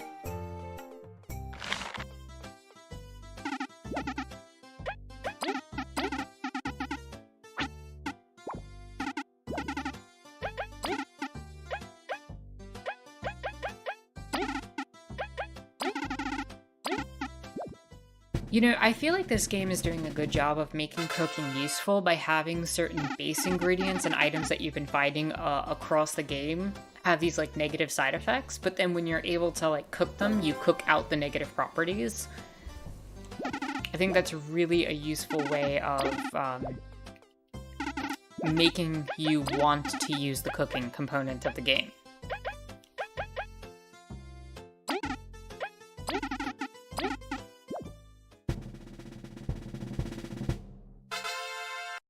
Jalix says, a few months at the dinner table, I brought up that housework is a very important kind of work that's not really remunerated by capitalism, even though capitalism depends on it. The response I got is that it's remunerated by the use it provides, having fresh clothes, food, etc. I'm still not quite sure to make of it. To be honest, this kind of reminded me of that. So, here's what I will say. Any sort of domestic work is undervalued and underappreciated in most of our societies. That work has a tendency to fall on primarily women, and it is often ignored as a form of valuable labor that is, in fact, part of that. If you wanted to look at it from a Marxist analysis, one of the ways to examine it is that by having a person working at home, you are enabling the other person to go out to work and produce capital for capitalists. If you were to look at it through other lenses, like certain feminist lenses, you start to see that there's the idea of the double burden, or double work that ends up manifesting when women are put into the labor force, where because of certain patriarchal norms that have been established through capitalism, you tend to see women in a position where they are often placed in a role where they're doing the labor for capitalists and then have to do the labor at home. Even if you were to create that kind of egalitarian thing where we ignore that patriarchal influence, you still have to accept that work at home is part of not only recharging your batteries and producing stuff for yourself, but also is part of the work that's taken to produce your own health and benefits. So I think that it's worthwhile, and I think it's also often ignored how much having someone able to stay at home can provide, even in situations where, say, kids are not involved. Because if you're able to produce cheap goods at home, say you have someone producing bread, you have someone taking raw ingredients and turning them into products as part of cooking for dinners. The amount of money that can save from having to buy prepackaged stuff, the amount of money that can save from having to basically buy food out because you're at work and you don't have time maybe to do other things, is itself a form of saving money, reducing costs, and is therefore a form of labor that produces some sort of financial benefit under capitalism. But it's not seen as valuable. It's not seen as a service that's worthwhile in that regard.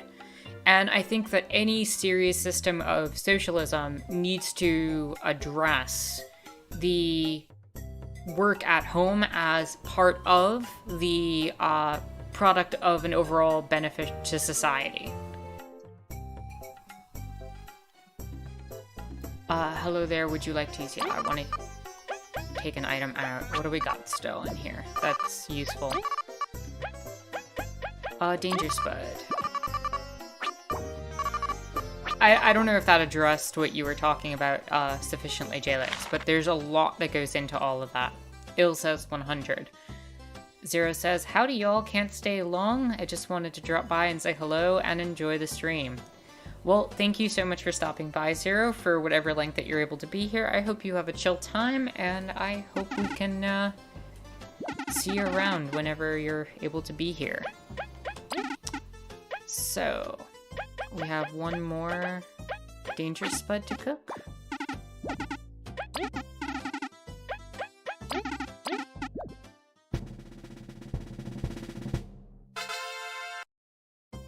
Jalix said, so value here means that it isn't being talked about favorably, so like status and such. Yeah, it doesn't have value in the sense that it's not appreciated for what it produces. It doesn't provide status, it doesn't provide anything. And it's an undervaluing of a form of work that we all need to survive. But I'd also argue that there isn't a value in the fact that it's not recognized as labor value within a financial framework. What can I use for that other bag of flour?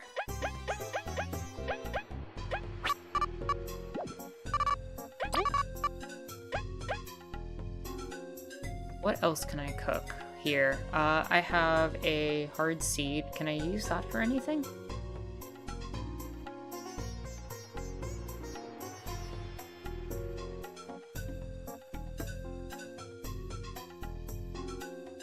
If I do a hard seed, I get roasted berries, which restores 2 health to the whole party. That's not bad. A hard seed with a bag of flour is a nutty cake. And a nutty cake is... Yeah, I want that.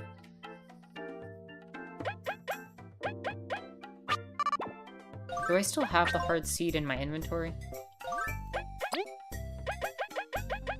No. Okay, let me pull that out then.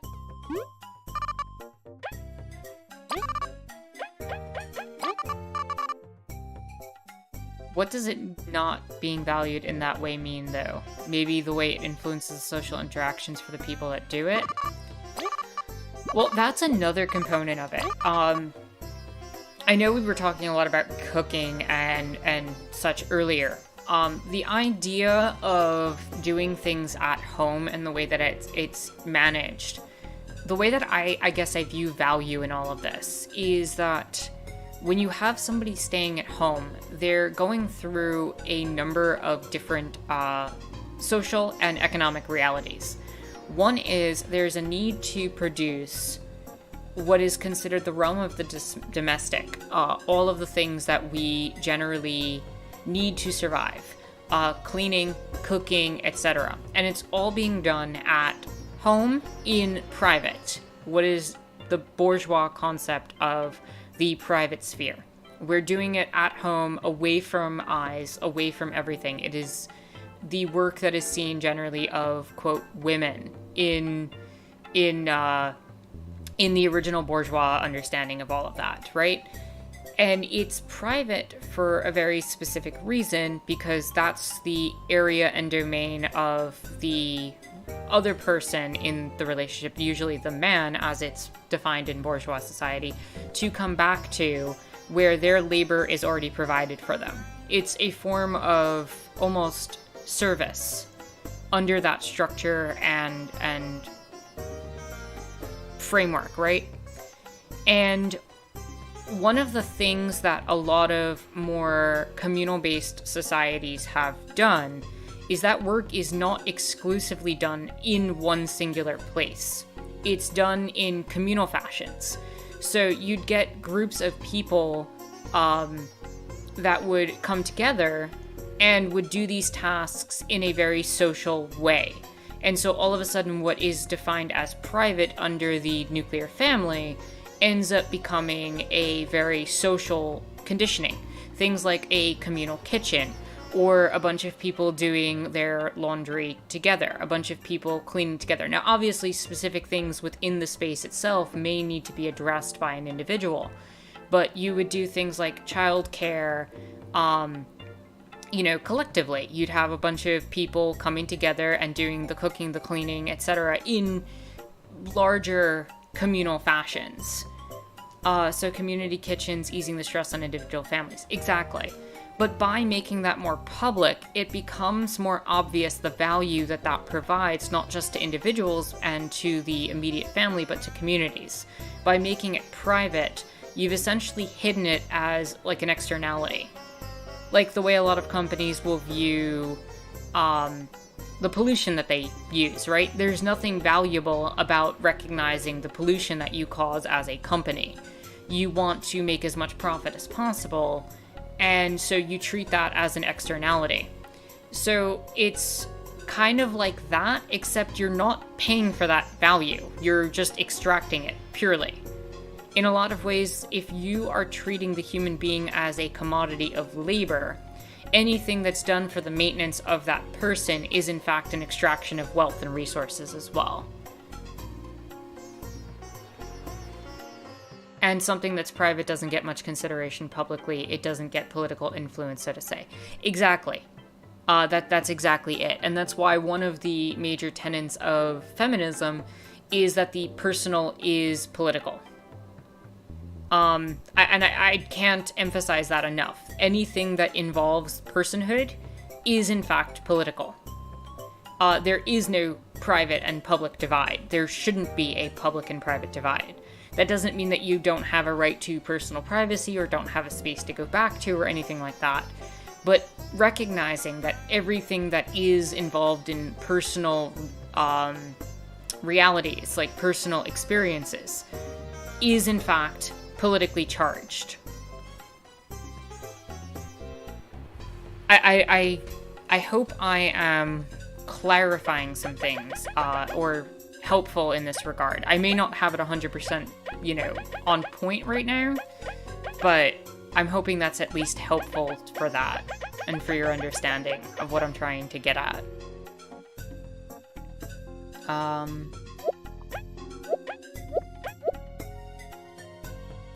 Let me try to sum up what I learned. Okay. No, I don't want to store anything else right now. I would like... Actually, yeah, let's store all the items I'm not using for the moment. No, I want to use the bag of flour.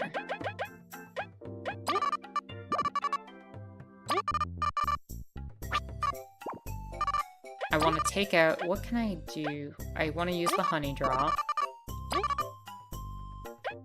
I want to use the numbnail dart, if I can. I want to use the clear water. Let's see if I can do something with you and you as well. I'm just gonna pull these out.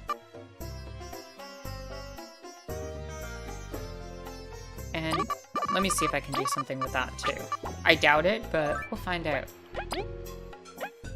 So the hard seed I was going to mix with a bag of flour.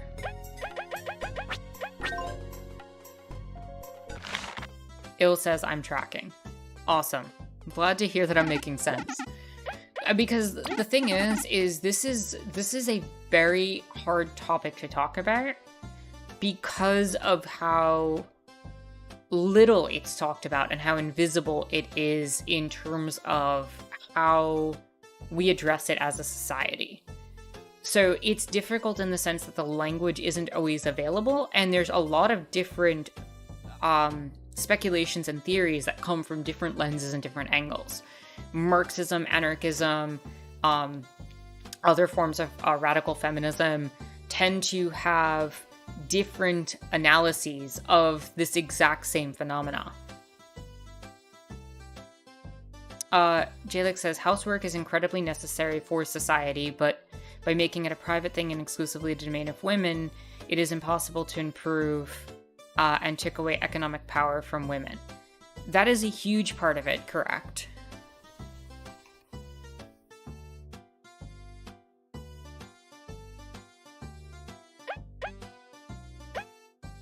First ingredient, bag of flour and hard seed, yes.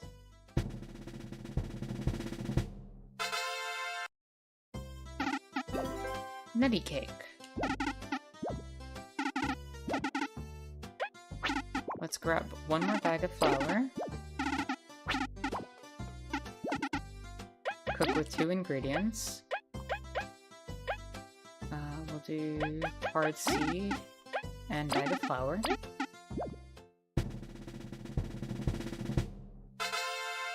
Yay! Now let's see what I can do with...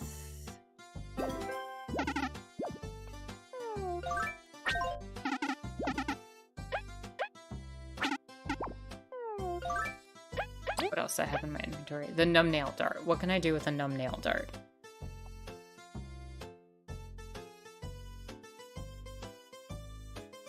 I can get a drowsy cake or a sleep bomb.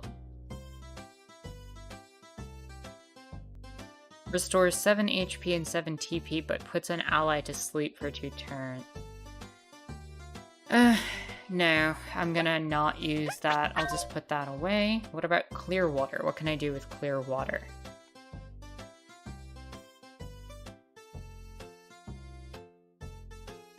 Clear water.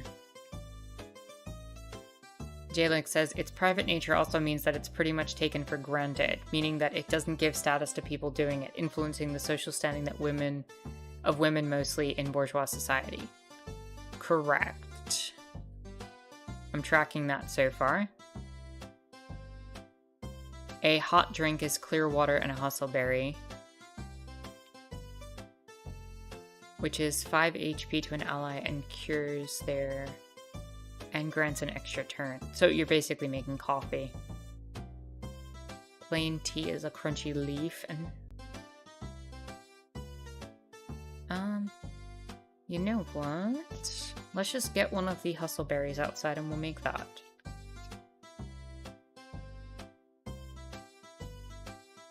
I think that makes sense. It's about the best we can do with the clear water.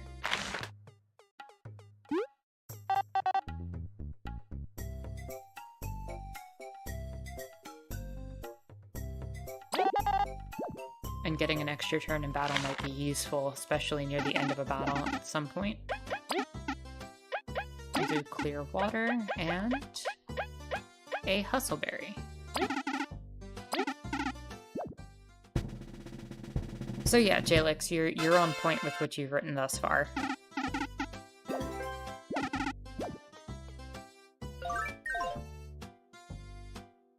And the next ingredient I want to see is, can there anything I can do with an Obama honey?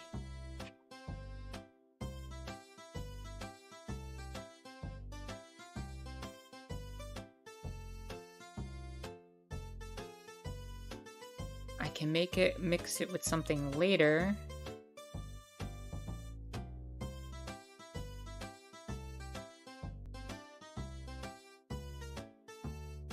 But that's not very useful. So I will just store that for now.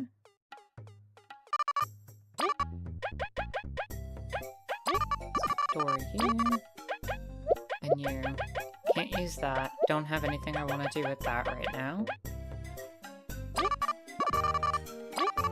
Can I mix the shell ointment with anything?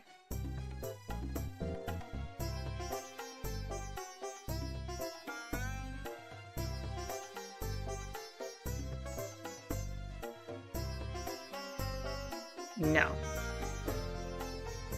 And Jalix says that probably brings me to another question. What exactly are the consequences societally? Women are expected to do it, limiting their self-expression and freedom. I mean, that's a big part of it. It's also a denial of the social realities that hold up patriarchy, typically. In addition, I think that there's an interesting understanding that if you have someone doing that work at home, they are making and enabling the other person in that space to go sell their labor in an easier fashion, which is beneficial for capitalism because then the labor is extracted. So there's multiple layers of extraction going on there where it's one person in the relationship essentially extracts the domestic labor from the other person, but then they are then enabled to go out and work for a capitalist who ends up then extracting even more finances from their labor. In addition to the fact that the domestic then has to be paid for, which extracts more resources from the nuclear family unit. One person enables the other to be exploited and is therefore exploited in themselves. Because it's not like the person is enabling it in the sense that they're making it happen. They're just making it easier for the other person to go do that and potentially make more income and whatever. But in the current economic reality that most people are experiencing, what we end up seeing is an extraction of labor from both people in the relationship, and then an expectation that the domestic work is going to be handled on top of that. So what we've actually seen is a shift where domestic work plus, say 40 hours of labor in like the US was enough to maintain an entire family. You now have situations where people are working 40 to 60 hours each and then expected to come back home and do the domestic work and handle the raising of children and handle everything else without community input. And all that domestic stuff is just treated as, well, you better be able to function as an adult and handle it as if it's not a job in and of itself. And so we've kind of seen this shift, at least in the US, for the past, say, 30 to 40 years, where there's just been an extraction of more and more resources from people and their time. What other ingredient do I have? The big mistake. Can I do anything with that? if I mix a...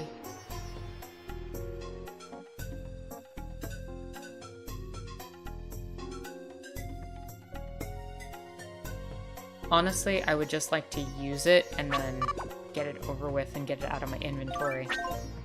But I have one more honey drop, and what can I make with that honey drop? I guess I'll just make,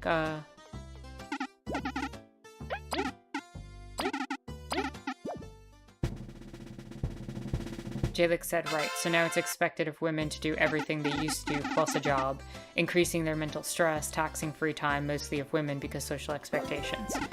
Yeah, and I also want to point out that there's also a racial component to all of this, because hierarchies and everything that goes on, where even historically it would be expected, especially for wealthier white families in the US, that they would hire somebody to do the cooking and cleaning in their homes. Who were the servants? They were primarily going to end up being people of color because of socioeconomic reasons that are tied to racism, classism, and the whole to-do. And so what you'd have is this double disparity where a lot of women of color would have to clean for and cook for white families at work and then come home and do the job at home. And that still happens to this day, especially with wealthier white families in particular. But it's... I wonder how the racial component works in Germany. I guess it's pretty similar. It's... There's always going to be these variations of it depending on region and country and context. And they're always going to manifest slightly differently, right? So I couldn't say for sure how that is, and that's something that I'd encourage you to look into especially. But I know that in the US, there is always this racial component to these types of hierarchies, where when we're talking about a lot of these contexts, it is often the experience of white women who often get promoted over women of color, and that isn't beneficial to the analysis. We need a diverse pool of all of the experiences of different groups through intersectional thought. And the lived realities of poverty look very different racially. They just do. And it's how a lot of these hierarchies are maintained. You have the racial hierarchy, the gender hierarchy, and let's not even factor in the idea that everything that I've discussed has been based on a gender binary and based on a understanding of heterosexuality, which doesn't match the lived experiences of a lot of people. But unfortunately, these are the trends that we see, and when examining all of these statistical realities, this is what we come across, where you get these also strange questions where, for example, in a lot of gay relationships, you'll get these questions like, which one of you's the man and which one of you's the woman? What there's a lot of heterosexuals are saying in these conversations, right, is which one of you fills these roles? Because they expect the roles to maintain even in that sort of dynamic and relationship. Because they can't fathom the idea that things might be shared or done differently.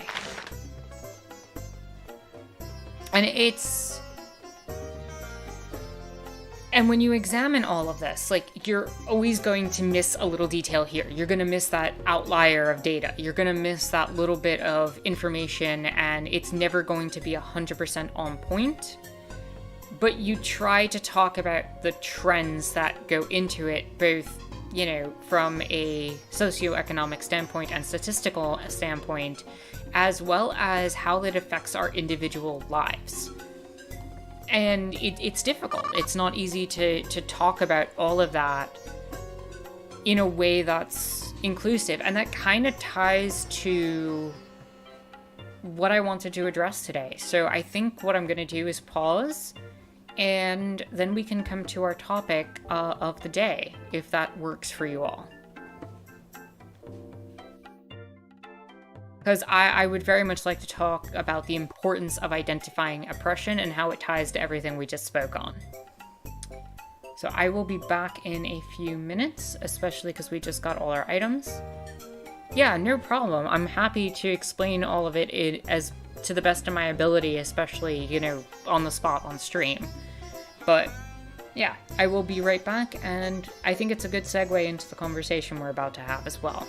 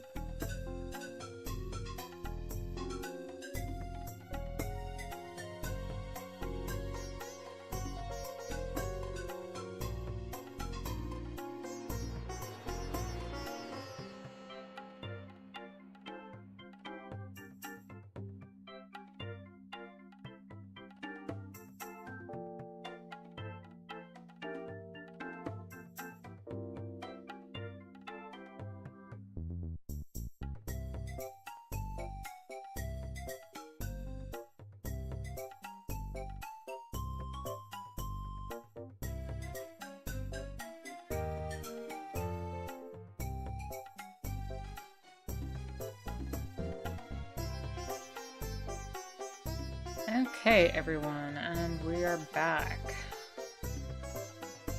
Pull up, there we go. Just where we left it. So, what'd I miss? Everyone stay hydrated. Yeah, definitely. If you haven't gotten water at this point, go get some water. I'll wait a minute to, talk about things. Give you all another couple of minutes to go get water while I pull out some items.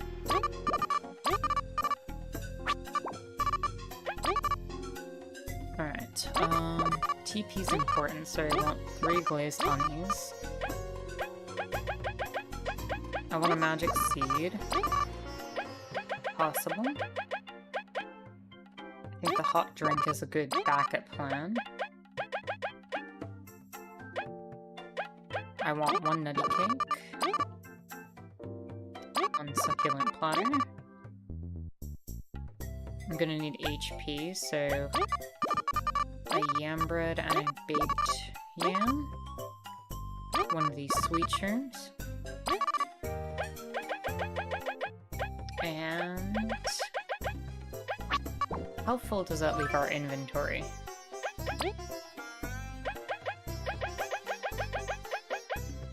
Two, 3, 4, 5, 6, 7, 8, 9, 10. 10 out of 13 items. I think that's good. We've got a good selection of healing items from all different things. This is a great place to do that. Let's save the game after getting all those healing items. Head back to the Ant Kingdom. And then make our way to the next area. Yep, we're going to the new area next. I just wish I remembered where that was. I'm just gonna get us on track and then we can get into the conversation for the day.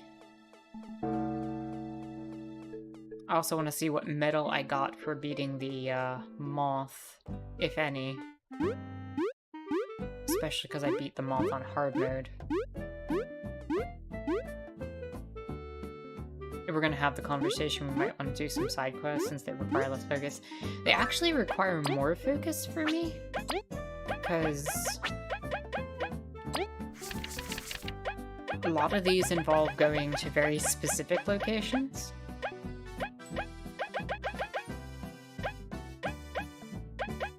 And they're a little confusing, and then we know we're gonna have conversation. The Wasps made their move, bringing the Ant Kingdom to its knees. Thanks to Maki's help, the Wasp King retreated. However, he stole one of the artifacts. Team Snakemouth must head to the border east of Defiant Root and cross into the far grasslands. Alright. So we'll head back to Defiant Root after we check this.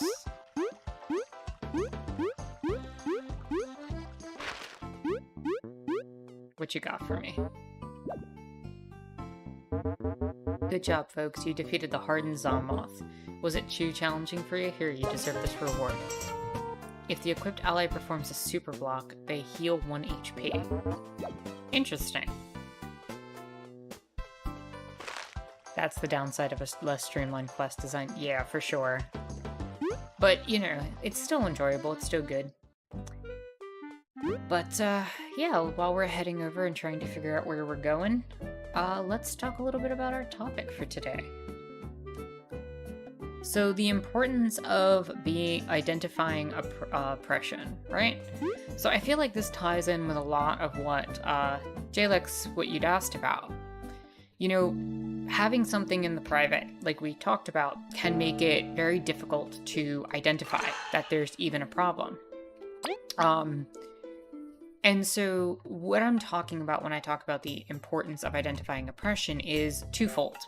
One is to have the ability to see it, to ask questions, to observe the reality that there is a problem in the first place. And the second part of it all is to figure out how to come up with language that properly identifies it. And I think that these are important in 2 different ways. The first is having the ability to say, something isn't right here. Something isn't as it should be. We can do better. The other side of it, though, and this is really, I think, something that needs to be talked about a lot more, is that the language to identify these problems is of the utmost importance, simply for the fact that if you lack the language to talk about oppression, you can't deal with it, you can't address it, you can't bring it up. You know, one of the, exactly, you can't communicate it to someone else, like Il just pointed out, if you don't have the language to define it and express it. You know, one of the things, despite all the right-wing stuff about 1984 this and cancel culture that and all that, the real issue is that when people are denied the ability to express certain concepts, new concepts, concepts that are old but have been ignored, concepts that have existed for a while, when we're not allowed to redefine those and redevelop those and develop new terms for things, we lose something extremely valuable. And the real story of 1984 is about the destruction of the ability to communicate our own oppression. Did you see who did it? Can't you see she's in shock? It was her job to watch the gate there. You're right, I have no excuse. Watching the gate was on my job. I'm useless. Her will's more broken than the gate. Let's leave her alone for a bit. Jalix says, in a way it makes sense why the right wing is so obsessed with demonizing words like patriarchy and toxic masculinity or structural racism. Exactly. When you can take those words and you demonize them, when you make them sound like, oh, that's just crazy conspiracy talk, or, you know, in their words, when they are able to take these well-intentioned words and they twist them, they twist their meaning, they gaslight the reality of people, when they turn these very valuable terms and they twist the logic of them, or they try to get a person from a certain background, you know, to agree with them, that, you know, goes against the principles, maybe like Candace Owens or Thomas Sowell type, or Blair White, or any amongst them of these populations that are not addressing the needs of their own community to benefit themselves and to get acceptance from the mainstream society. When we do these type of things, when we see these type of things happen, the entire purpose is to muddy the waters of these words and the language, to take away definition and meaning from things that have value and can identify social problems. They're trying to damage control, as you just said, Jalix. Good, you've arrived quickly. Maha. So who's this cute little thing? Just some stray from the streets. Now, Kina, don't be rude. This is Yen. I found her while spying on the wasps. She should have become a moth moons ago, and well, her condition fascinates me. Is that so? That's weird. Yeah, never heard of a super old caterpillar. Whatever, we've got work to do. I just hope she doesn't slow us down. Well, head in first. Make sure you're well prepared. We've never been more ready. Right, see you there. Jaguar said some argue that having words for various experiences and oppression just brings bad attention to them, but it's empowering to have a shared language around issues, and I agree with Jalix. Yeah, I'm with you there, Jaguar. The thing is having that language available, having the tools to define these things, to say, hey, this is what it is, this is what I'm experiencing. One, it can be unifying for people who've had a similar experience. Part of the reason that I, for example, made the video that I did that I put out yesterday on landlord retaliation is because I've had people send me messages in prior videos that I've made where they talk about, well, I didn't know there was a word for this. I didn't know what this was. I knew it was wrong, but I didn't know there was a terminology for it. I didn't know how to express it. And, you know, that's the goal of a lot of the right-wing stuff that we're talking about. When you have a term like landlord retaliation to define a set of experiences that have occurred by tenants when they're trying to fight back against their landlord, they have a term in place that they can use to say, this is what's happening to me, this is my experience, and it's real. Jalix says I still need to watch that through that video, to be honest. Well, you know, it's there. Take your time whenever you're ready for it. You know, it's not going anywhere. Part of the reason that I love this medium of YouTube is all the videos that I've made, all the content that I've produced, you know, it's all there, and you can watch it anytime. And that goes for any content creator, really. Il says it's a really good video. Zero says no spoilers. No spoilers on my video. No, I've said enough. Duke says, with those with power will always feel harmed by something that empowers people. It threatens them. Exactly. Whenever you have anybody who's in a position of authority or power, or in a position of abuse in a lot of cases, where they have the ability to abuse people through authoritarian power, through social principles, they are challenged directly by having terminology to identify that oppression. Because it is through that oppression that they hurt people. Zero said the spoiler is that capitalists were the bad guys the whole time. True. And so we arrive. Hey Kabu, you're from the north, right? We do recall hearing it once or twice. You had many tales of this land when we first met. Would you serve as our guide? Yes, to be sincere, I've been waiting to return to this wretched place. What? Wretched? You'd been acting weird. What's going on? I have only bad memories of this border. Listen and listen well. These are the far grasslands. They connect to the Lost Sands with the Lost Kingdom. Given the state of affairs, it's likely their walls are sealed, even if we walk north to them. We won't be able to get in? How did you get here then? There's obviously some off-path or something. That is correct. East of here is the wild swamplands. Hideous monsters. Thick water at every turn. It's very dangerous. Kabu, I had no idea it was this dreadful. I'll take your words to heart, Kabu. It's clear that this is not a journey we can underestimate. Kina, you should stay behind with Dian. What, are you crazy? You know how strong we are together. I cannot risk that young bug suffering a harsh fate. Please, I beg you to watch her until I return. You always do this. You always run off without me. Kina, please try to understand your brother. I'll watch Ian, but I do it for you, brother, not for her. If you don't come back, I'll beat you up. Not an easy day for anybody. We aren't at the swamp yet, but we can relax. Yeah, it's east of here, right? I'll make sure there's no traps around. This area changes constantly, so I can't tell what's ahead. Stay close to me. Let's go. Forgive me, team. If I told you my plans, you'd...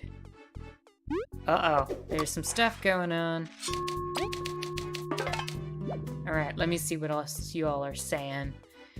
They're nice and comfy where they are. That means they want to keep it that way by all means necessary. Almost as if power is a zero-sum game. You can't have more of it without taking it away from someone. Zero said that's the thing. It's only zero-sum because they make it zero-sum. Jaguar says at Duke, yep, exactly. The examination of oppressive systems and unification makes it that much more difficult to oppress others. I mean, I'd say the problem is power itself. It always has to be power over someone. That's just what power is. Jaguar says when people can critically look at their situation and speak to their truth, there is power to that. Yeah, I 100% agree with everything that you guys are saying, and, you know, it's a really good analysis of this type of reality where having the language, and I can't emphasize this enough, having the language to be able to say this is what this oppression is, this is what it looks like, is super important. If you have the words to identify these things, like landlord retaliation, like hostile architecture, like the way that I don't know, landlords attack people and tenants attack people, for example. Like, all of these situations, when we can define even the thing that Jalix was asking about the private sector and the domestic, and how valuable its work is. And when we ask these questions and we start to find terms to identify the language of what we're experiencing, we can only do better. You know, I've heard over the years, like, how many people, when they first understood and heard, say, the term gay or lesbian, if it was hidden from them, or even like the term being to be trans or transgender, that it was kind of like this awakening, like, oh my god, that's what this is. All the experiences that I identified, all these things that I have understood about myself. This is what we call them. This is real. This is something that, and non-binary as well, correct. This is something that I have a word to identify with. I have people that I can look to discuss a similar experience, and it's liberating. The adding of words is always a liberating experience. It is often like we were talking about, those who seek to oppress, that want to limit language, want to muddy the waters about what goes into all of this, and how we define ourselves and the world around us.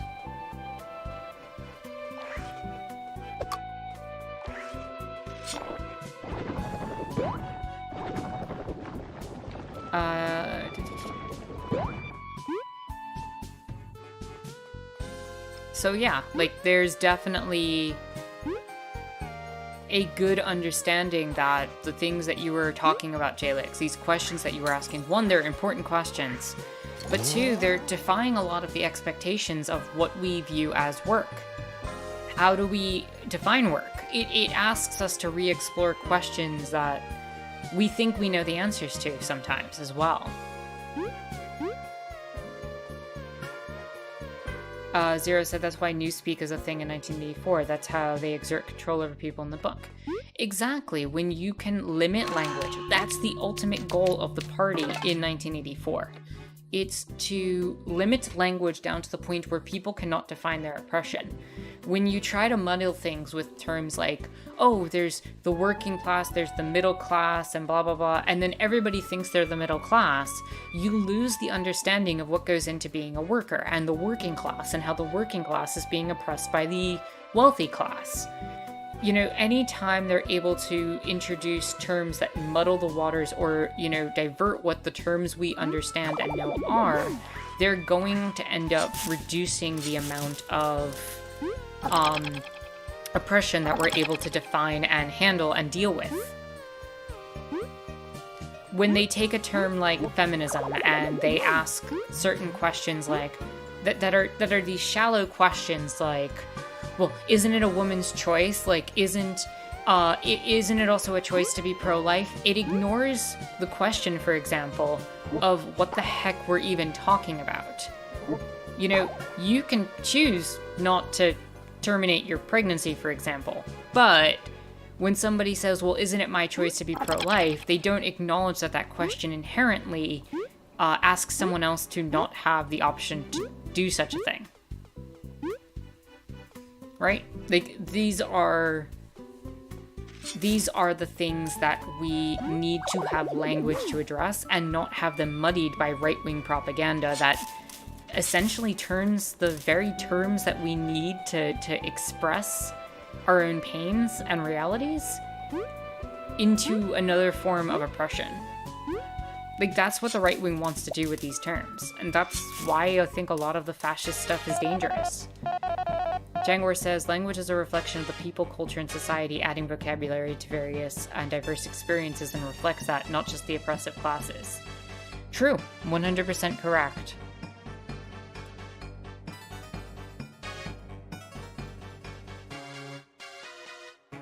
Jaguar says there are people who get upset at the language changing, adding to the lexicon, adding to the use of word. Language is not static.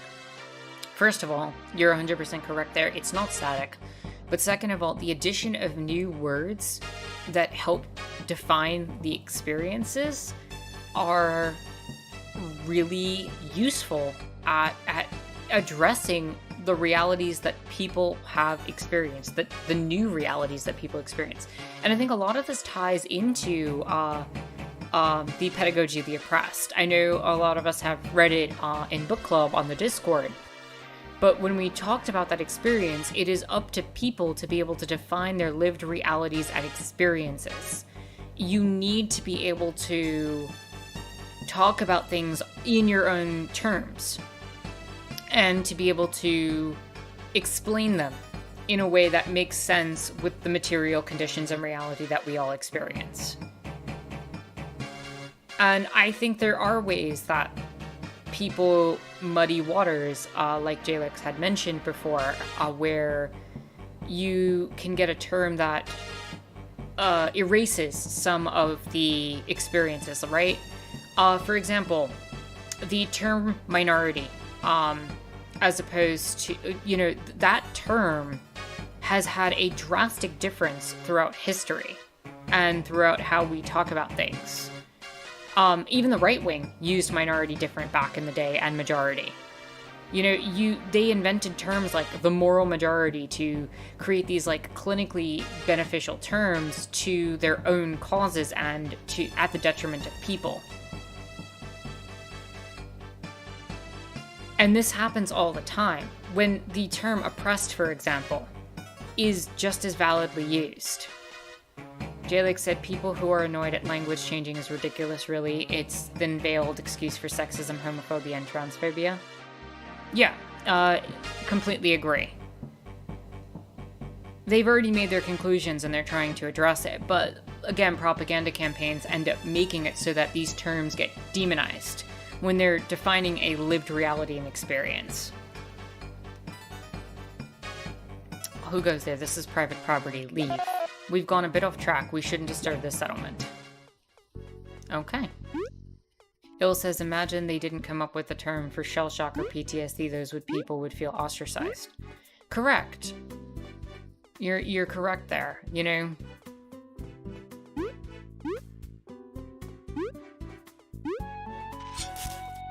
And I do think the definitions need to come from people. They need to come from people first. And the people who experience them first. It can't come from a hierarchical authority. Because the hierarchical authority, like we're talking about, is always going to try to muddy the waters. Zero says, but when you tell them not to say explicitly hateful language, they whine about it being censored. It's so hypocritical. Yeah, the thing is that's such a twist in the logic, right? They're not being censored for being asked to be respectful of how people define themselves. If I say, this is how I'd like you to address me, and you say, no, I'm not going to do that because, that's censoring me. Censoring you for what? You're just being a jerk at that point. You're not being limited by addressing somebody and learning a new way to define somebody's experience. You're not being censored. You're just not willing to step up and, do this because you have a lot of bigotry.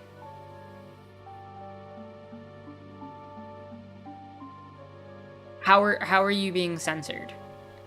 Because you don't want to be, you don't want to have your, jerkish nature be addressed? Like,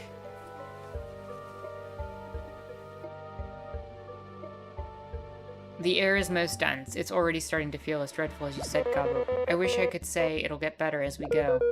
This is the only way to the Wasp Kingdom, though. We'll have to deal with it. Chill out. We're gonna be fine with Cabo, okay? Only if we keep our guard up. The leaf bug tribes are sure to attack us. Is diplomacy not an option?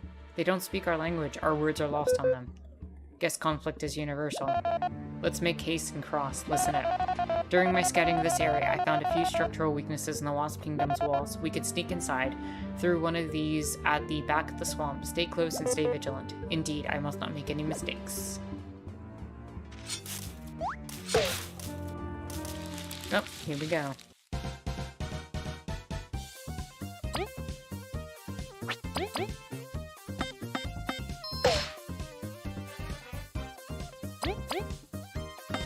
Is Maki actually going to be fighting with us?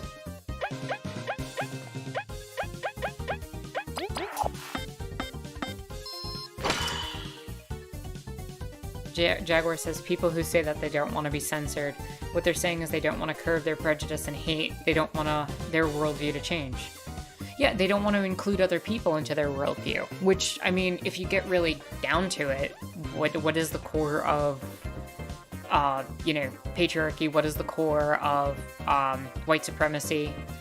It's not wanting to recognize the humanity of other people.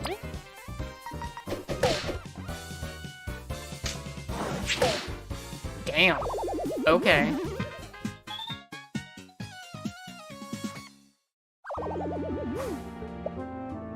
And they don't want to be held accountable for being a bigot. Yeah, it's their right to be a bigot. And to disrespect people.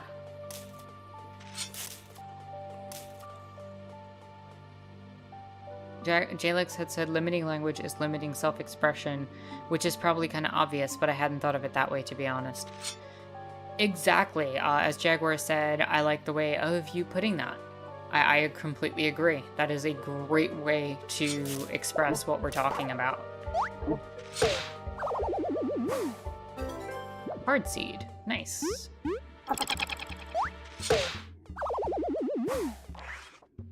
Can we cross this with the...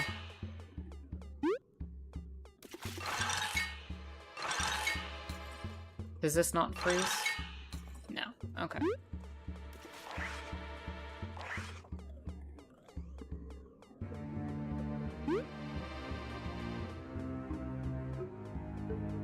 I have no idea how to cross this then.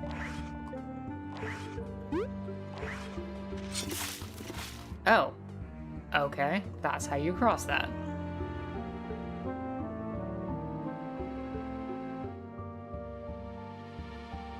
Jadlik said, I suppose the right also doesn't value self-expression, since limiting the range of human experiences is part of their whole ideology. Yeah, and, like, that's kind of tied with what I was saying, right? Like, if you can limit what the human experience holds, you can redefine a person's world. If you grow up in a place where you're isolated, if you grow up in a place where your whole worldview is controlled by a certain population, right?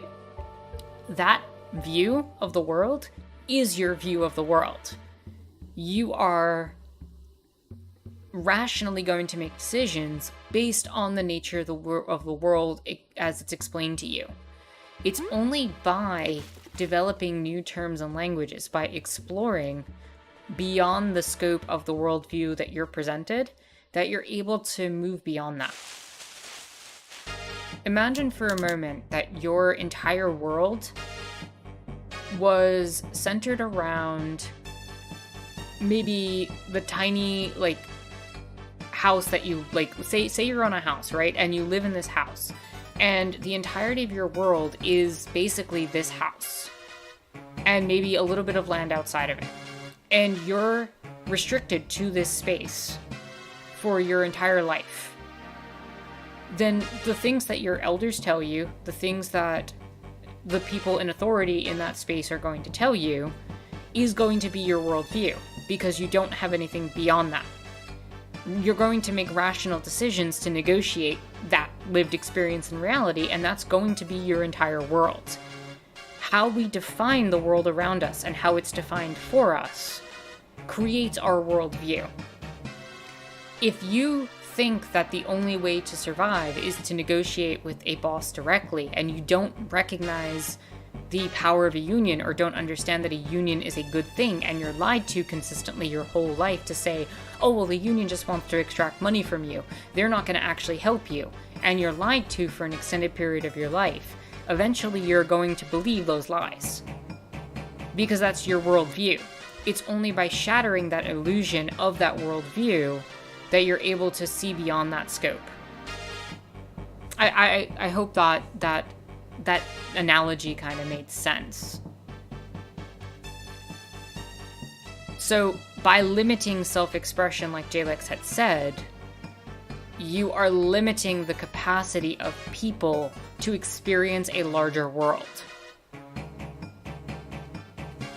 You're limiting a person's actual world, not just their viewpoints, not just their perspective, their actual world and lived experience. Jaguar says, to be able to create language around experiences related to oppression is practicing human nature. Chomsky's theory of language is that we all innately have the capacity for language.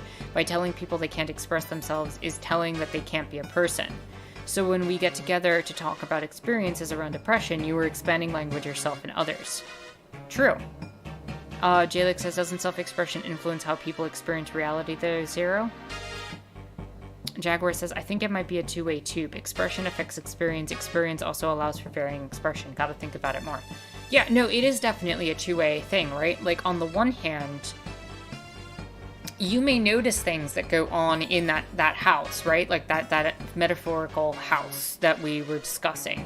You could theoretically start noticing things, And you might be able to call out the atrocities that are happening there, but it's difficult to expand that to a much larger perspective until you bring in perspectives outside of that to increase your worldview.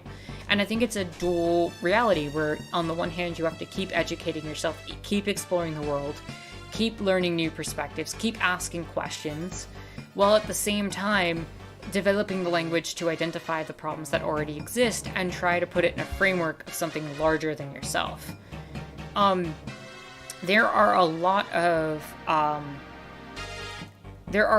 of people who, for example, saw a lot of the oppressions in the world, especially, say, in the post-World War II era, where they frame it in a very strictly nationalistic perspective. And they'd say, okay, well, this is our oppression, and it's a real oppression, right? Like, say you take one nation and they were colonized. You can define the colonialism, the imperialism, and all that, and you see your individual struggle. But then by moving beyond your specific world and talking to other nations that were oppressed and colonized, you start to develop an international. You start to develop the international oppression and understanding. You start to develop a third world conversation that talks about the national oppressions of multiple nations. And it's through this framing where you identify the problems in your own lived reality. You move the framing out. What about the problems in your community? Move the framing out. What's the problems, and the lens out. What's the problems in your province? Move it out further. What's the problems in your nation? Move it out further. What are the international problems? And being able to connect all of these lenses from the absolute personal in your daily life and expand it into the international scope, and be able to connect all of this, to me, that is the definition of exploration and trying to expand one's worldview. It's taking the personal individual and expanding it ever further into an international scope to the point where we're reaching a global understanding of a lot of these oppressions and issues. Let me see what y'all are saying. Il says, is this related to knowing 2 or more languages? Like understanding there's a whole other world out there? Absolutely. Absolutely. Part of, I think, the United States' ignorance in terms of world politics is the fact that it is still frowned upon to this day and seen as a negative by a lot of people to know more than one language. The fact that learn English is still a prevalent concept in a lot of conservative circles exactly is part of this understanding. Because the thing is what makes up a language talks about what's prioritized in the language.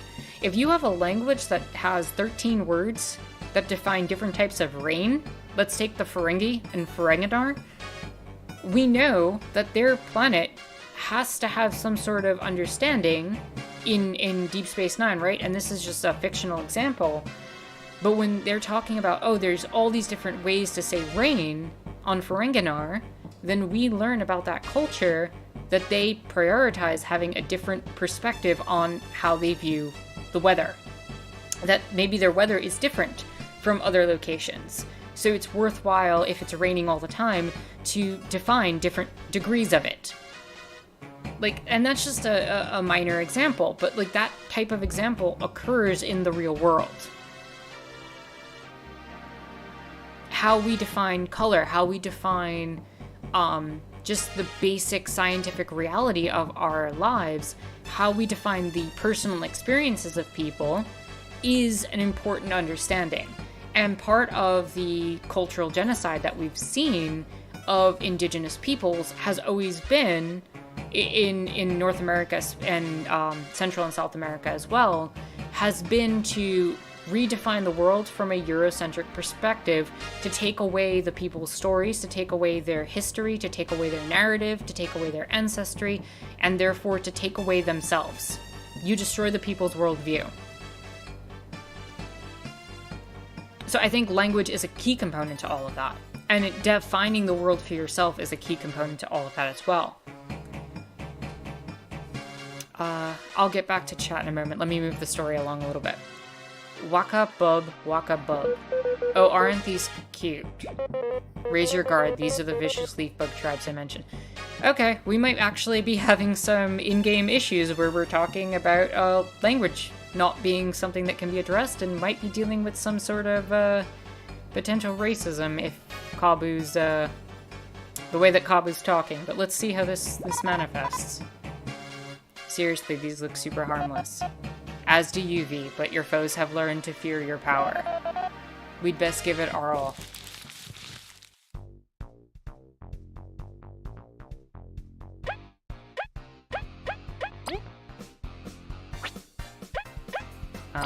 You know what? For the first turn, let me just Leaf Bug Ninja. I was hoping to avoid such a confrontation. Everyone, these leaf bugs are extremely skilled. Not only do they hold powerful strikes, they can even multiply. We'll have to hit many of them at once.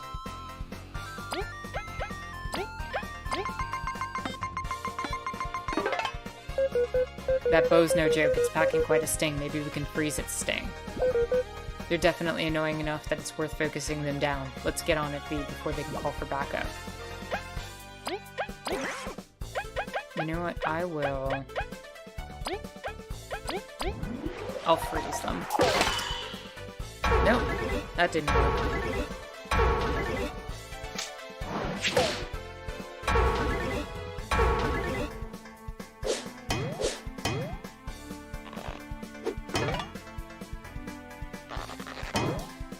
Damn, that was a lot of damage.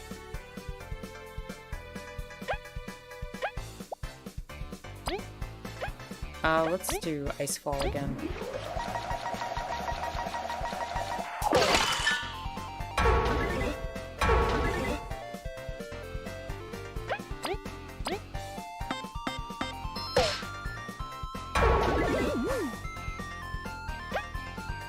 And I'm gonna have you just use Secret Stash on Leaf.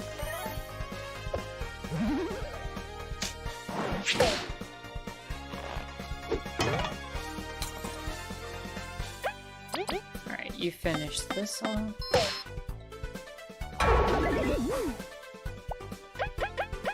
Skill. You know what? Let's spy on you, so that's taken care of.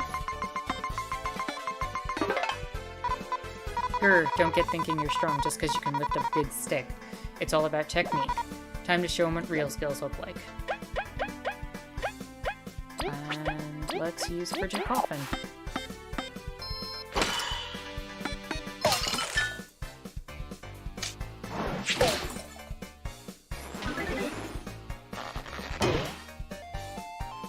And Cobble's down, but we won, so...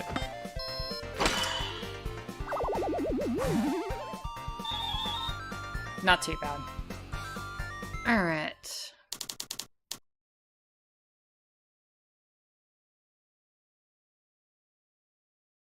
Where were we?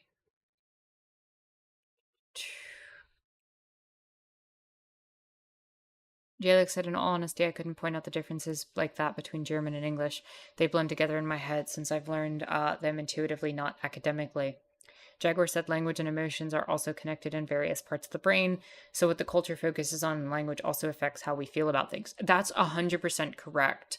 One of the strategies that were very strongly used by white plantation owners in the southern United States was to have preachers come into enslaved communities and to teach them a very specific version of the Bible and to limit their understanding of the worldview to define them as deserving the slavery that they had experienced, until a lot of the enslaved population actually found a lot of connection with the story of Moses, for example, and freeing the slaves and liberating the slaves from bondage out of Egypt. So there's a reason why, you know, they tried to limit who could get access to language at that time. You know, so only certain populations could even learn to read and write, because literacy itself is a form of empowerment. So yeah, language and emotions are tied together. How you dictate a person's worldview, how you control the sphere that they have in terms of all of that is important. And I think in an online world, like the one that we're in, um, the bubbles that we can form into is another enclosed reality that we can end up experiencing, and that can limit language and that can limit our perspectives because it can other people very easily. It can very easily put us in a spot where we do not see the humanity of our fellow humans. And so when we have these experiences, especially in the online world, it's important to try to find as many perspectives as possible and to explore beyond that scope. It's very easy to get confirmation bias on our own faults. You know, it's only by learning and talking to people who are outside of that worldview that you can do that. And on top of that, you have bots now who can actually come in and influence entire perspectives. There's definitely been some stuff that I've looked into, not extensively. I think Duke and I might have talked about it at one point, where bots were being used to influence right wing talking points. So um and there were entire communities that were influenced into thinking a certain way literally because a bunch of bots were programmed to put out certain pieces of information that were consistent with their certain other aspects of their own thinking processes. And so it created and formed a bubble that ended up producing these very horrific results, actually. um so Perry says, like the blind people and the elephant, kind of, with differences in postionality and perspective, illuminating a different facet of our shared reality. Yeah, 100%. I tend to view it that when we're looking at the world, we're looking at it through one lens, always. We're always looking at it through our lens to a certain extent. And it's only by expanding that viewpoint, by gathering multiple lenses together, that we're able to really see the truth of what the world is and what the world can be. And I think that makes a lot of sense in terms of forming socialism and communism, that we will eventually reach the point where we prioritize not just the viewpoints of a tiny minority of the population, but hopefully that we start to prioritize the viewpoints of the entire human and possibly beyond existence. You know, hopefully we expand empathy, we expand compassion, and we move to a greater place in terms of all of that. Il says, I spoke Spanish with my parents and English with my siblings, but I do remember Spanish classes when I was like in the second grade. Interesting. Yeah, the thing is there's a lot of push to in a lot of places. I don't know if this is what you've experienced, to have monolingual education. And bilingual education is by far better for people. You learn such a variant perspective. And the thing is even within the same language, a word can mean something drastically different in one territory, one nation, one country, whatever word you want to use, from another one. The same word can have a drastically different meaning. And by having the expanded worldview of being able to see both of those perspectives on that word, I think you can do a lot better. So, like, imagine how much more you get from learning a different language that can take words and expand their meanings in ways that you would have never thought of. If you've learned English as your first language and you all of a sudden take up, say, either like let's say Japanese, for example, or Arabic, you're going to pick up on the cultural cues as you learn that language and develop an entirely different understanding and thought process to a lot of the experiences of people in a different part of the globe that isn't necessarily part of your experience. Not to say that there aren't people who speak that, say, in, like, you know, places that speak English primarily, but to be able to take on the cultural understanding of locations where it's the primary and first spoken language of most people there, it changes your worldview. It changes how you analyze things. And I think having a second language increases empathy for people. Um, let's see what else we got. Zara says, if you learn a second language when you're young, the information is stored on top of each other in your brain and they tend to blend together. That's true, yeah. Jaguar, about language in different parts of the brain and how it affects experiences. If you learn a second language later in life, the information is more separate and it takes a little longer to recall. That is true. That is true from what I understand.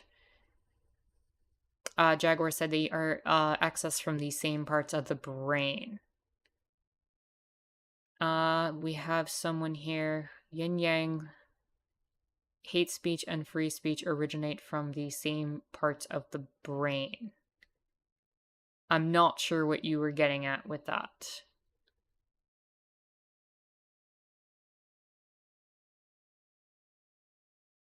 When learning another language, another critical period, I was looking for live streams to watch, and the lefty SGWs kinds are always fun. Okay. Fun in what way?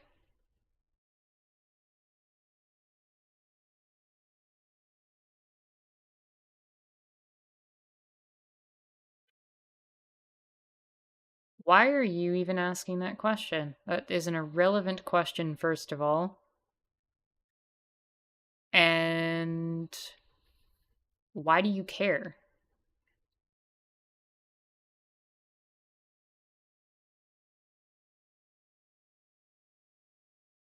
Yeah, if you haven't banned them already as I'm going through this, please just do.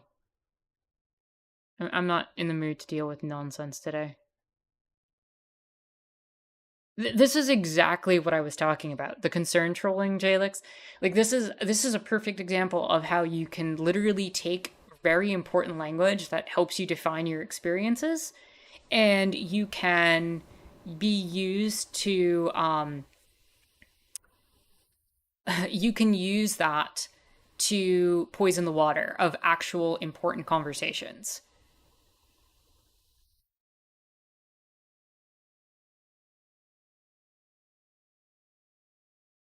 Yeah. No, I appreciate that, Jalix.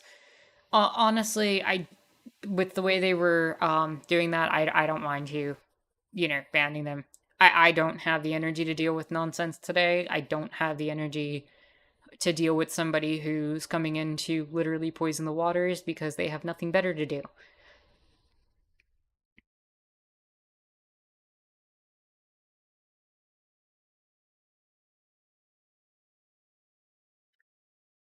So, but yeah, that was the perfect example what we just had go on.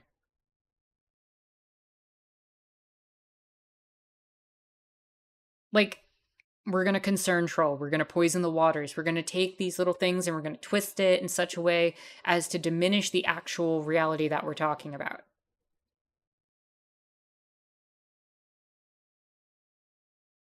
Yeah, they were definitely not chill, Zero. They're vicious, all right. This area is their territory. We must try to get through to them without confronting them. It's truly a shame they do not understand us. Well, at least they're not super tough. Let's go then. Worst case, we freeze them over. Maybe with Leaf's help I can. Can what?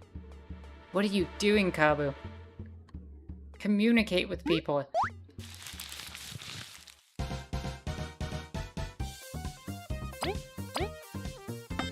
I just forgot Kabu was at 1 HP. Whoops.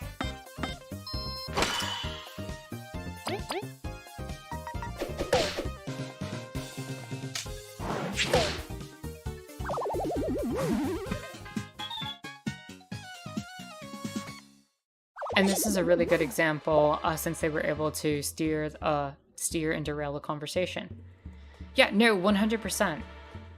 100%. This is exactly what I was talking about. This is exactly why it's important to be able to have people maintain and control their own definitions and explorations.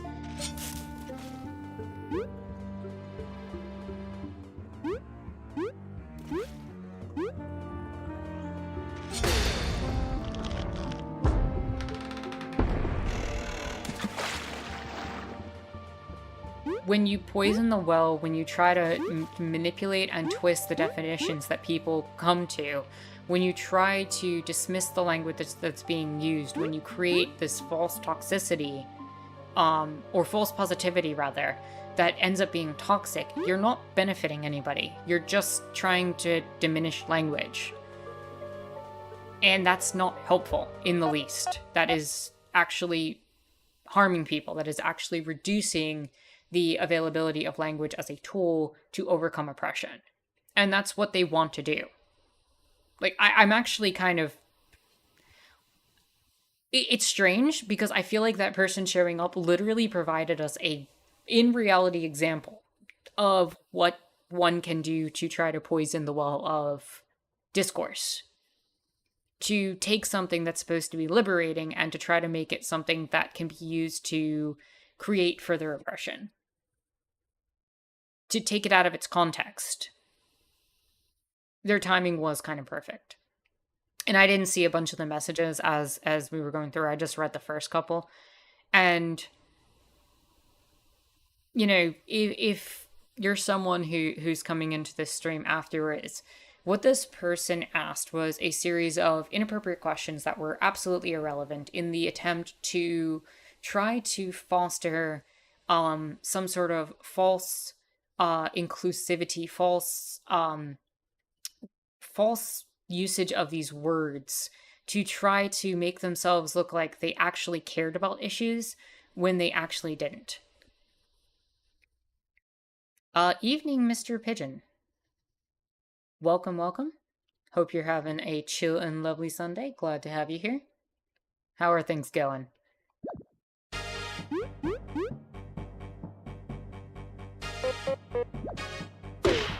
Oh, that bridge is going.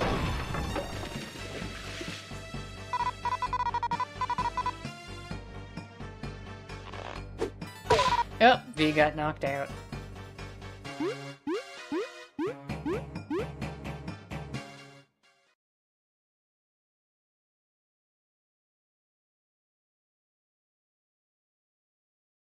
Mr. Pigeon says it's alright. Gonna attempt to finish a game later today on the hardest setting.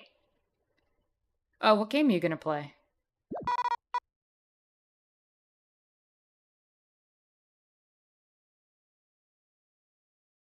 Everyone's fine. I'm just here chilling, talking about some important stuff about how we identify language and, playing bug Fables. I don't know that game.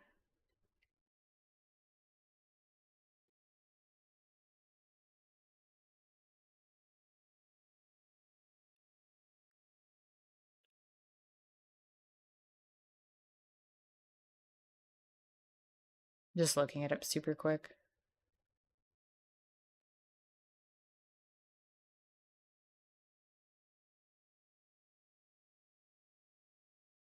You play as a gangster murdering zombies in a city? Interesting.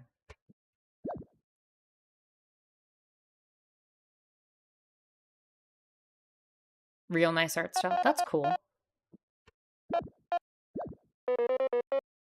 We hear you, Maki. Hang in there.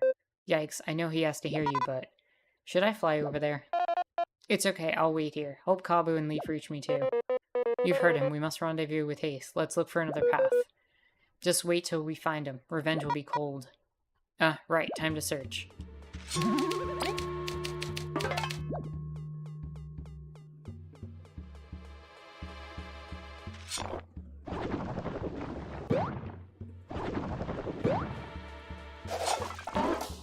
How do we get past this rock?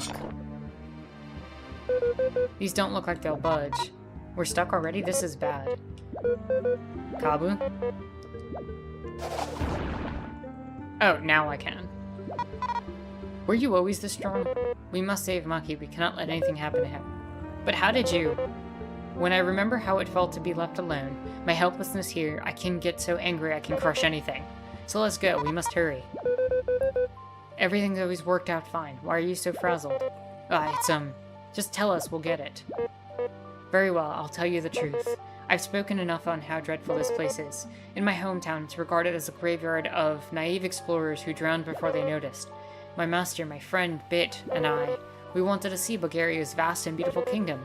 Despite many warnings and to avoid the Lost Kingdom, we crossed this swamp. You can't mean...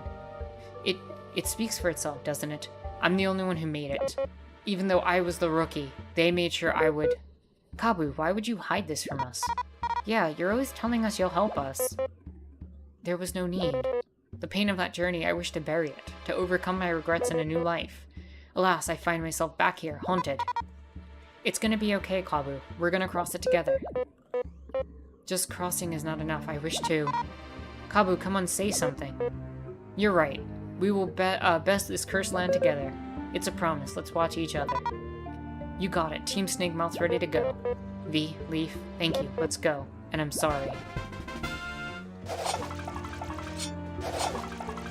Oh, nice. Kabu don't mess around, that's true.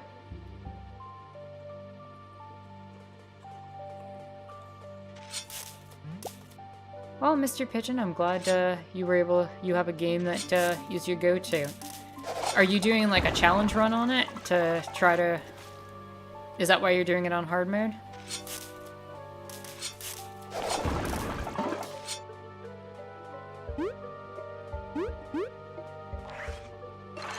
Can I freeze you?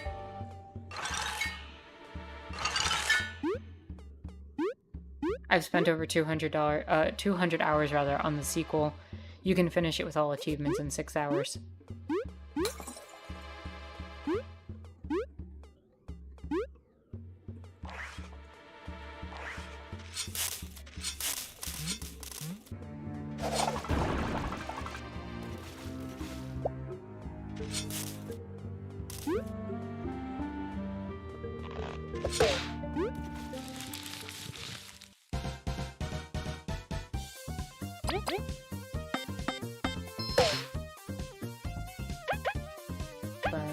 Let's freeze these enemies.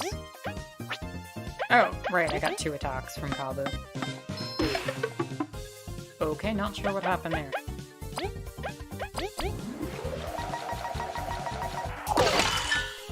Not too bad, and let's have you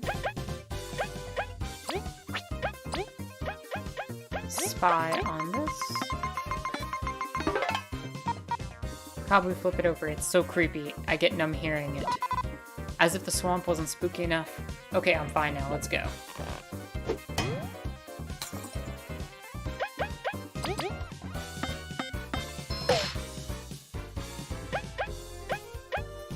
And we shall Icefall.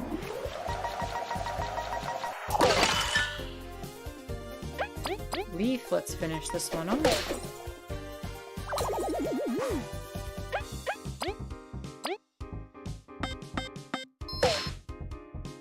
Now it's on its back, attack, and attack.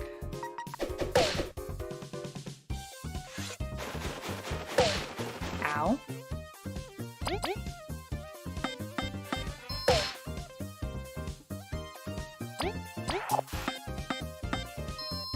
And this should finish it off.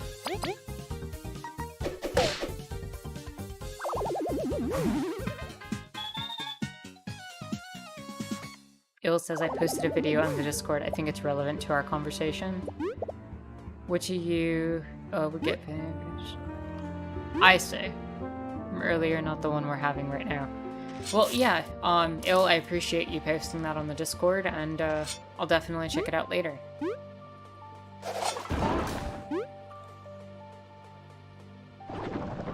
Yeah, Kabu's definitely the character that needs to lead here.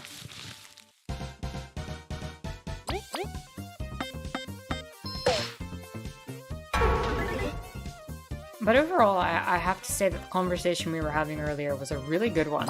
I feel like we addressed a lot of important aspects of what goes into how we define the world around us, as well as what oppression looks like, as well as what our experiences are. The dash reminds you of Link's sword dash from LTTP. Which one is that? Link to the Past, yeah. I could see that.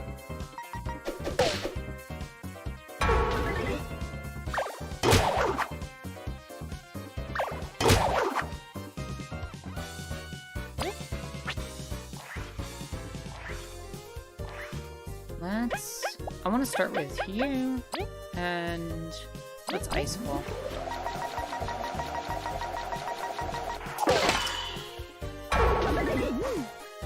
And attack.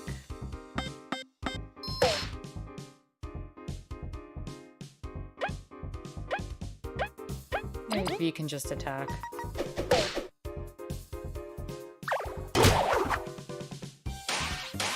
Oh! What?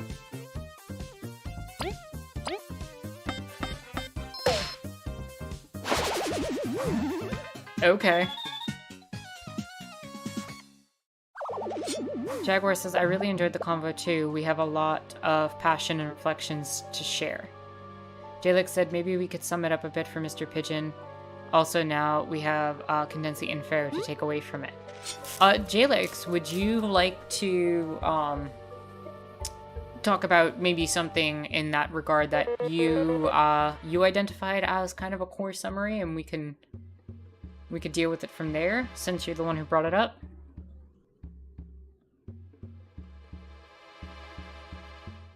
Everyone lower yourselves. What's the matter? Just listen to me and do it. I think take some... What the hell is that?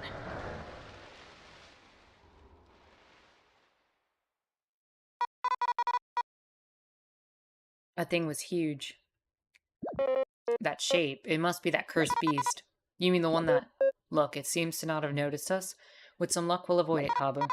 Yeah, we'd better get a move on. Avoid it? Nah, this time I'll...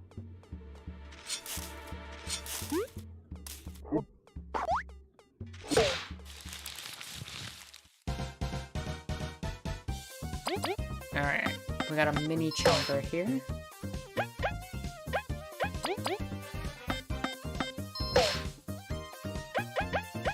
Let's do Ice Ball.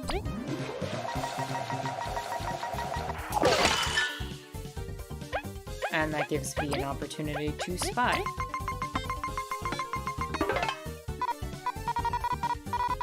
I don't have much to say, it's just an angry plant, really weak to ice and stuff, nothing new.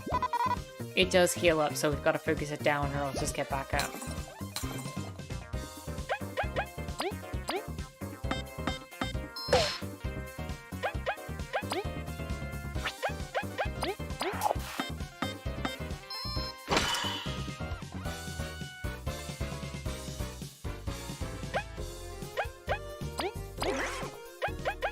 That's a lot of defense on that plant.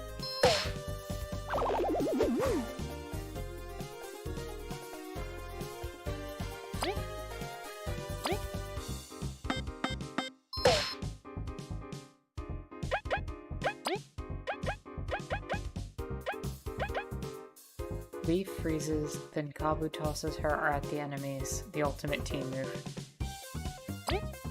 You know what? I'm gonna use it.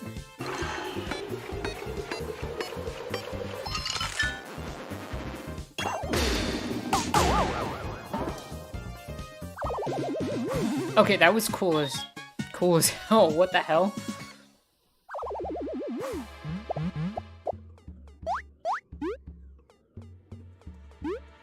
How do we get across here?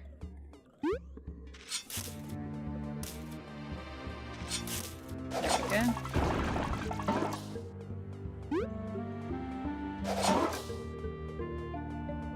How do I turn you?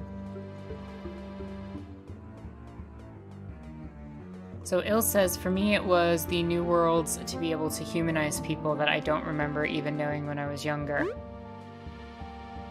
Jalek said, so the most important thing for me was that language is self-expression, and that trying to limit it automatically limiting others as well. Mr. Pigeon says, yeah, it does. Jalek says, language also allows us to put ideas we have about our material reality into more concrete forms, and let us talk about them or even recognize them just as a thing that exists. As Il said, that is fire. Absolutely correct.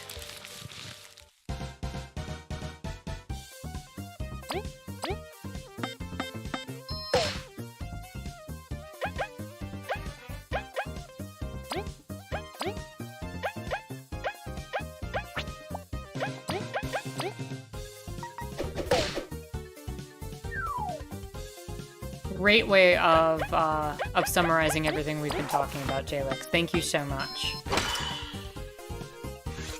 If anybody else wants to talk about anything else they learned from the conversation or that they want to highlight, by all means, step in.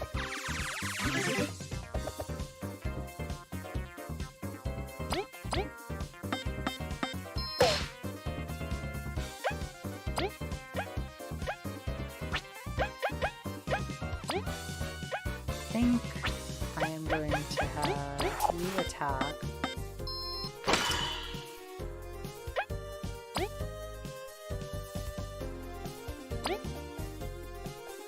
Yeah, I think I want to get one enemy out of this fight.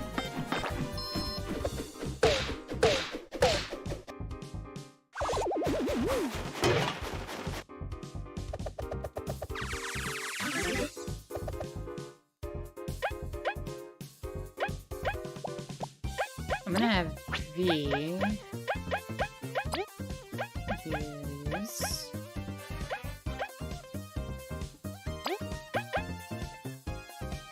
Nutty Cake, which will allow you to use Ice Ball.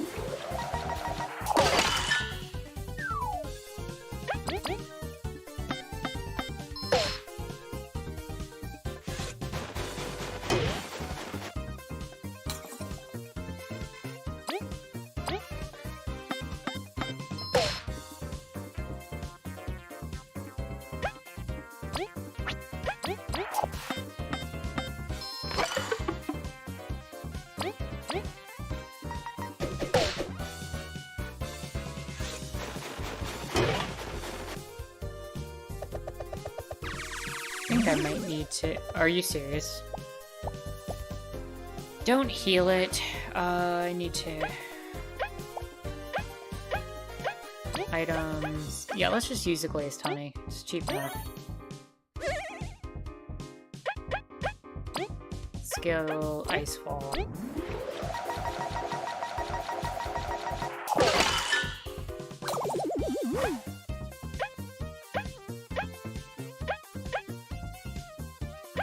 Yeah, we're gonna hold off on this turn then. Do nothing.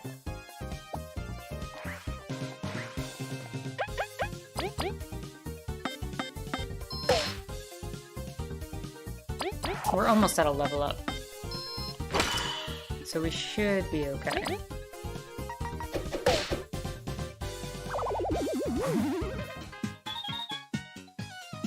Oof, maybe one or two more battles.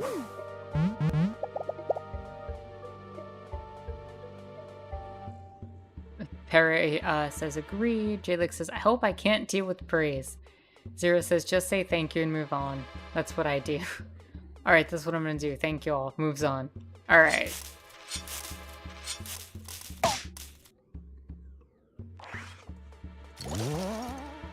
Oh, there we go. That's how we get across.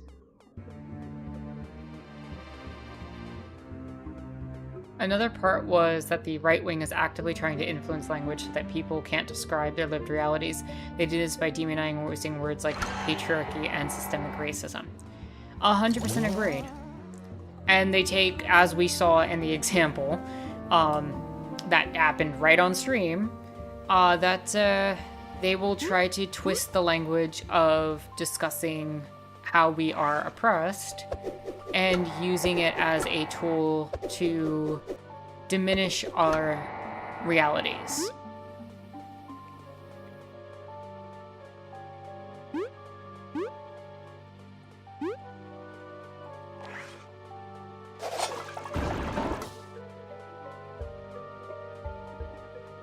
They weaponize our words against us. Absolutely. That's the best way of putting it. I would like to hit that save point. But I cannot reach up that way yet. I don't think.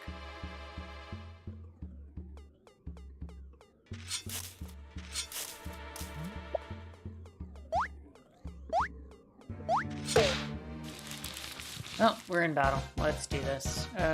Oof. Okay.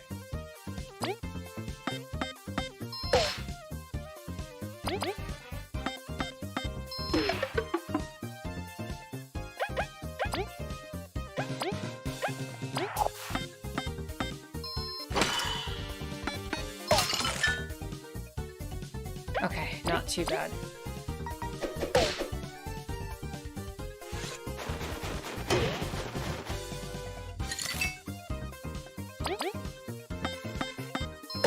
That gives me another turn to focus on you.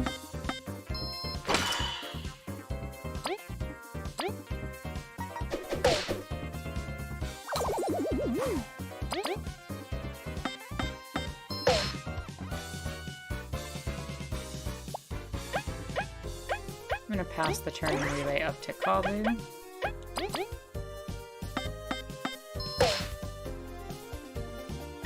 Leaf, use the last points to do Frigid Coffin.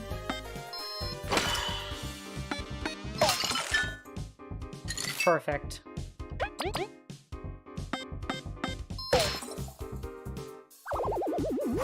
And that should be a level up.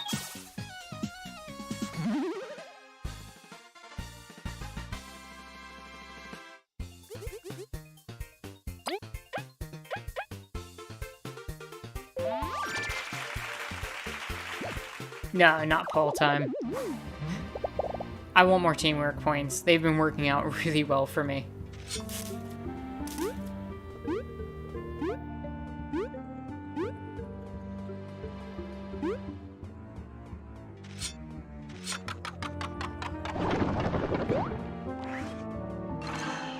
Alright, B, what we got?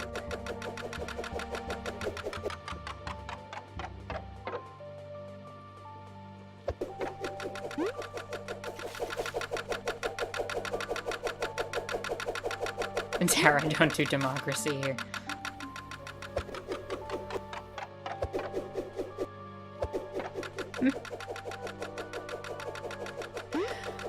You're all too much.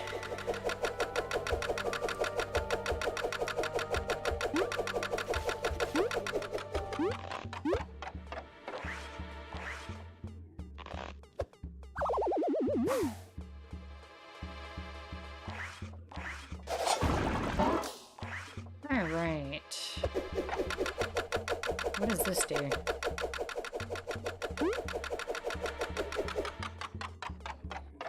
Oh, whoops.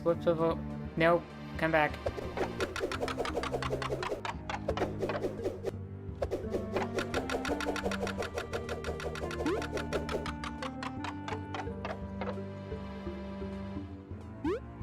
Let's see, we even got that chud earlier while we were actively talking about it. They had quite great timing.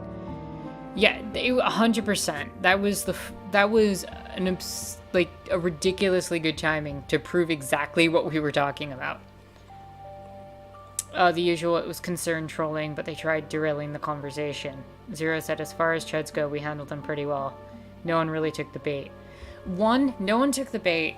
Two, they're barking up the wrong tree for attacking people. Like, I just need to say that. Like, the comments they made, first of all, were so irrelevant and so off base that it's not even worth discussing. And two, the fact is that there's just... they're just hitting the wrong person because I don't care about what they have to think.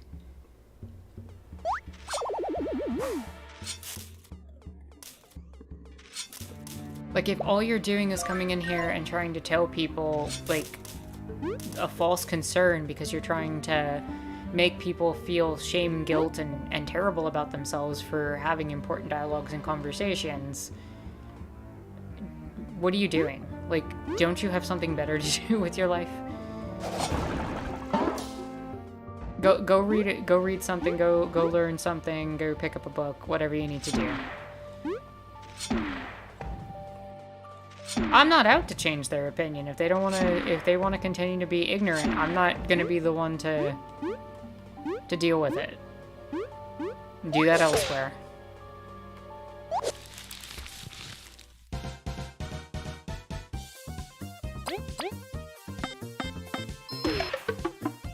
Why does that keep happening in this fight, in these fights now? Let's do Icefall. Oh, I got a freeze now.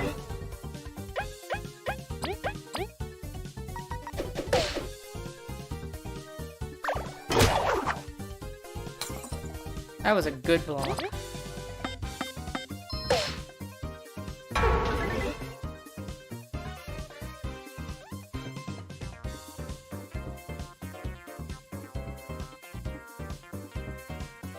Zero said apparently they didn't have anything better, they just wanted to bug, quote, lefty SJW types. Il said, do you gain experience when you defeat enemies without going into battle? No, I do not. And Jalek says that there's spaces they could go to if they wanted to change their opinion, but they clearly didn't want to. But they considered themselves all-knowing anyway. I mean, again, it's just to derail the conversation, to put us in a place where we feel like we have to defend our own lived realities in existence. To make us feel like by identifying the things that we're identifying, we're actually causing the problem, as opposed to addressing the problem that already exists. And if there's anything that the right-wing framework does, is it tries to say, you're making the problem, you're making this an issue, when in fact the issue already exists. By saying, I'd like to be called blank, or I'd like to experience blank, and then for somebody to say, well, you're making up this issue, and you're making me have to change something, they're making it, one, about themselves when it's not, and two, they're, again, poisoning the well in the way that we've talked about before. He probably wasn't doing that consciously, but that's what their actions would have achieved if they were to succeed. Yeah. And it's designed to intimidate and to decrease conversation.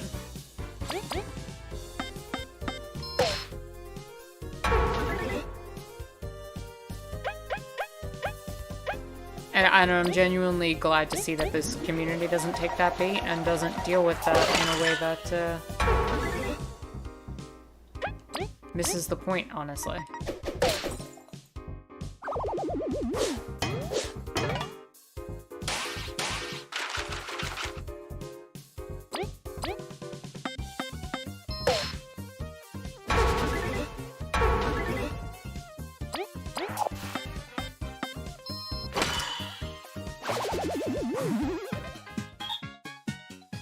You got 5 exploration points. Nice.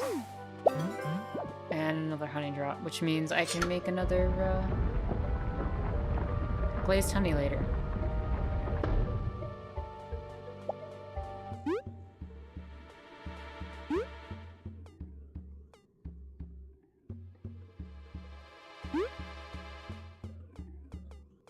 Oh, this is where we came from. Okay.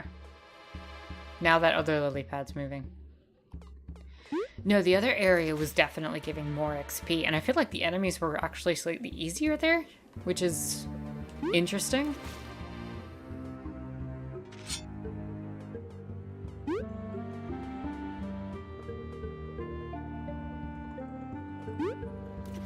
Okay, went right in the water.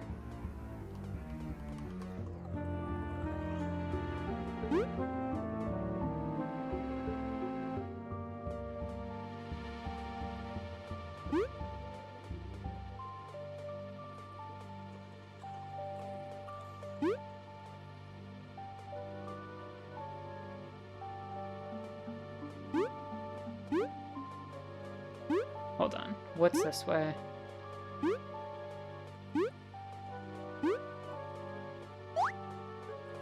Okay, it can't just be to lead me to an enemy. Can it? Okay, you're really obsessed with getting to me, enemy.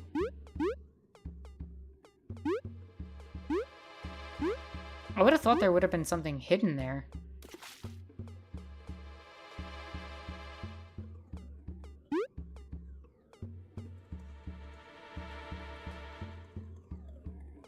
No, I don't think you did anything wrong, Jalix. Like, giving them a chance is fine.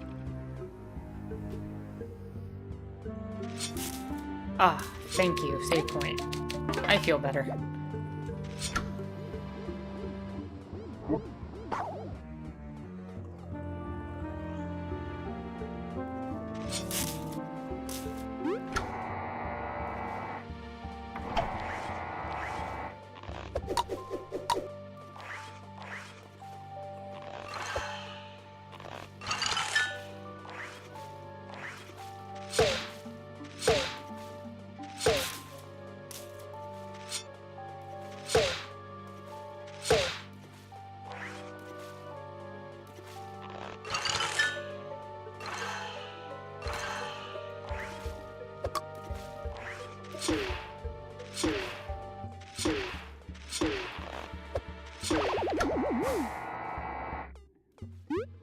Okay, let's get across this way.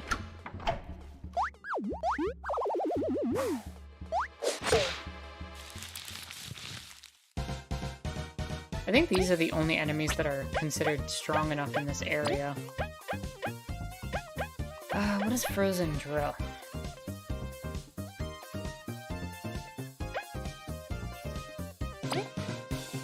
Yeah, why not? Let's do it.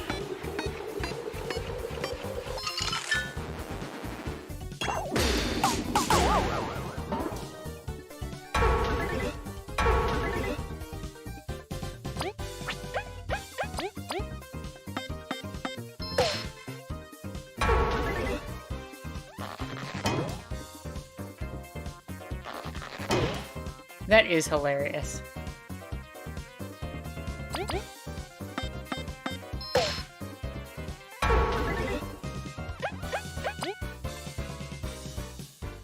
They just use V as a bowling ball. Yeah, that's literally what the move does. Leaf freezes V, then Kabu tosses her at the enemies, the ultimate team.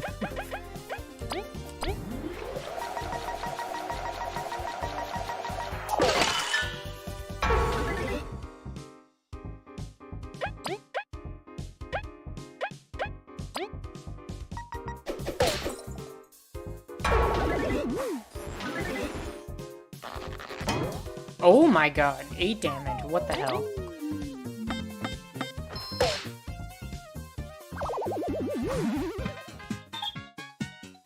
I need to heal.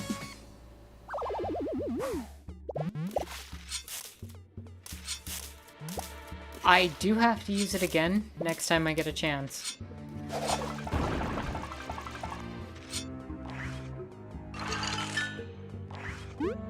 What do I need that ice block for? I guess to push this button.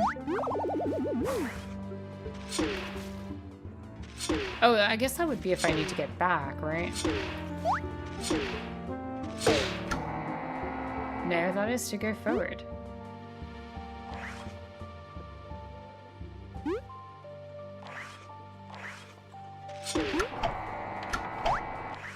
Alright, then I guess I gotta freeze you. And put you there, because I know you'll leave. That's why they have you infinitely respawning. I have found Venus, but I didn't need Venus to heal at the time when I found Venus. I see. We're getting multi-layered puzzles now.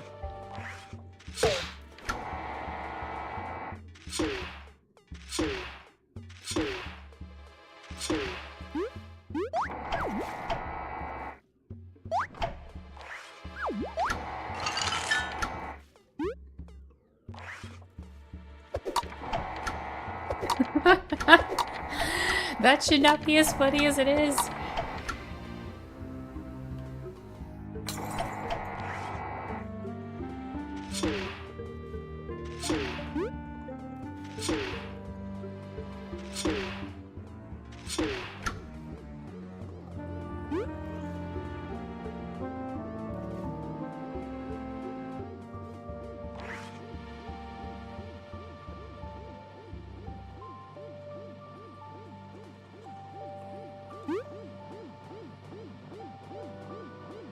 I really could use a healing spot.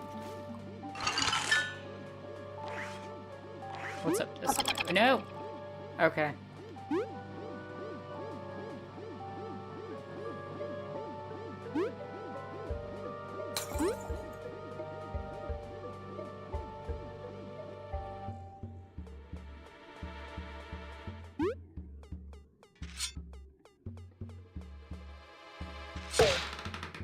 There we go.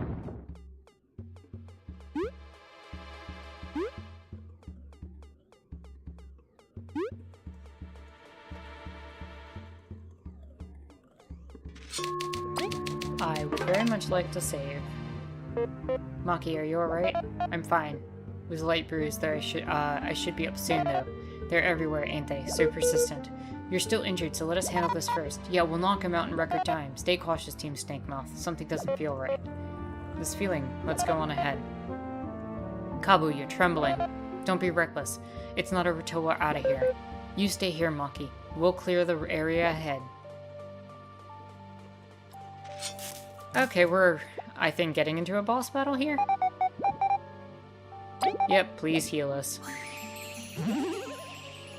Can you throw frozen enemies down a cliff, by the way? I'm pretty sure you can. I think I've done that before. Alright, here goes nothing.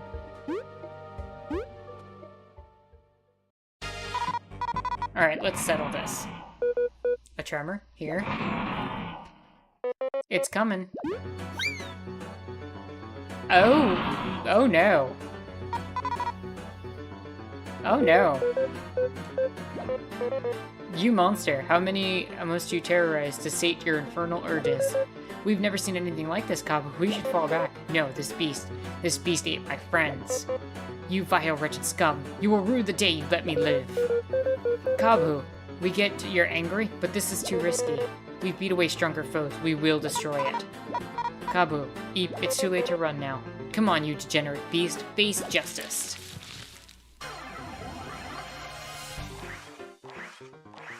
Oh boy. The beast.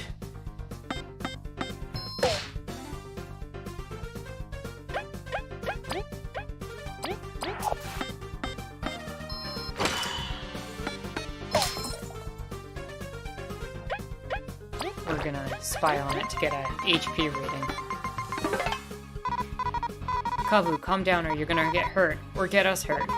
What do I do? It's super strong. Guess I'll just have to do what I do best. Beat it up. Ow. Glad I got all those healing items.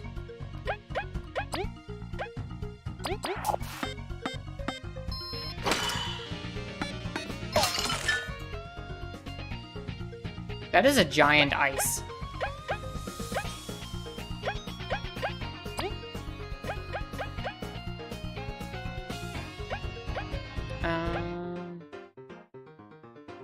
You know what? Yeah, let's use that sweet shroom on you.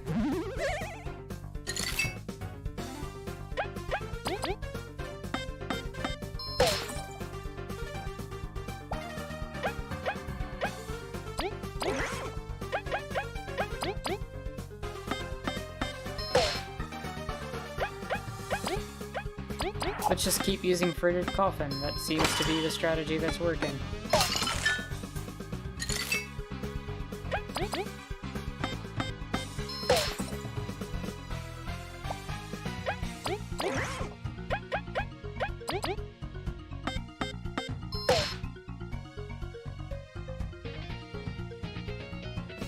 The largest ice heap.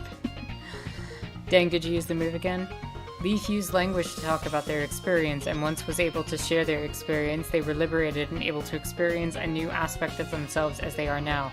It all comes full circle. See, the game is relevant. The game has been absolutely relevant. You're absolutely right, Jaguar. And no, I did not use the move again ill. We're fighting a boss, and I kinda need to preserve my resources at the moment.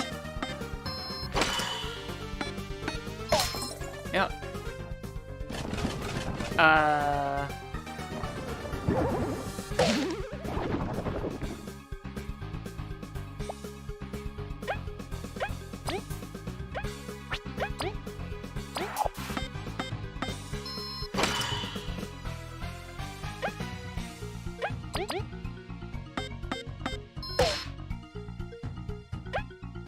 you know what? Let's turn Relay to Leaf, and let's see if Leaf can get another Frigid Coffin to work.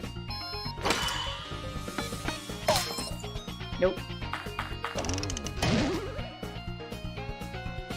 Good block.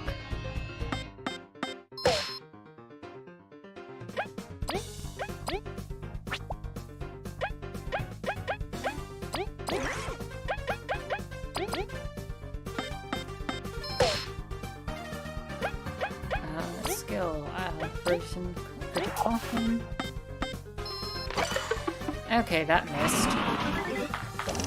I hit the wrong button.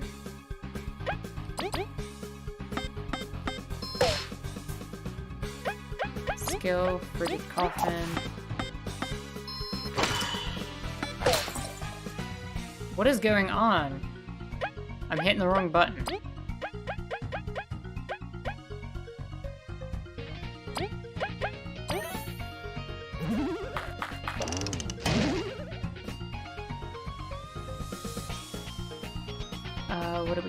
Mr. Pigeon, thank you for stopping by. Have a good one. Thanks for sharing everything with us and talking about your game. I hope you accomplish everything you were setting out to. Ill says, is this a new track? Yeah, I don't know. It might be a new boss theme. It seems to be. Welcome, Actual Leftist. Hope you're having a chill and lovely Sunday. Hope all's well. Thanks for stopping by.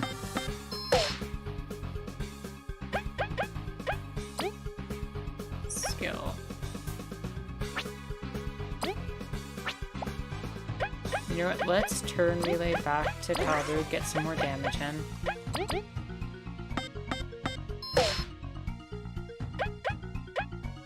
And Frigid Coffin. Oof.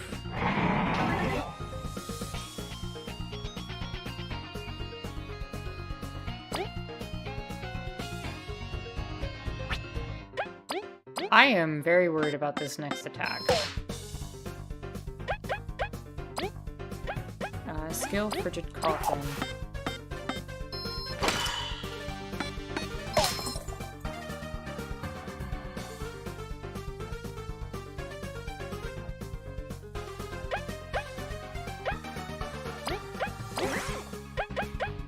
I think I'm gonna...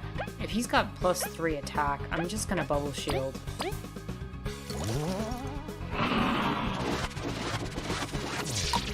That was the right call.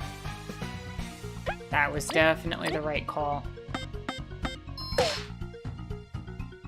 Leaf, no, V rather, use a glazed honey, let's get some TP back.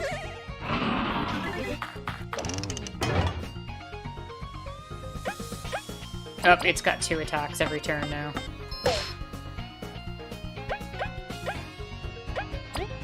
Here we go. Let's have V have Kabu attack again.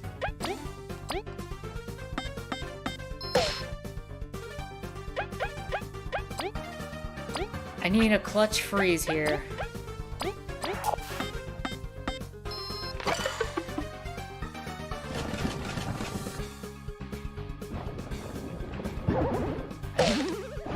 Stop picking on V.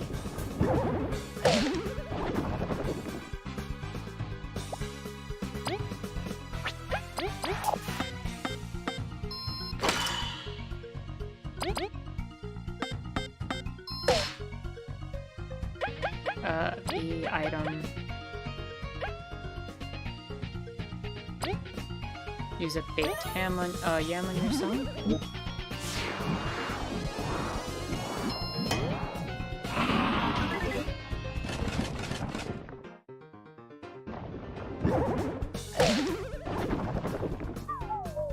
This is really not good.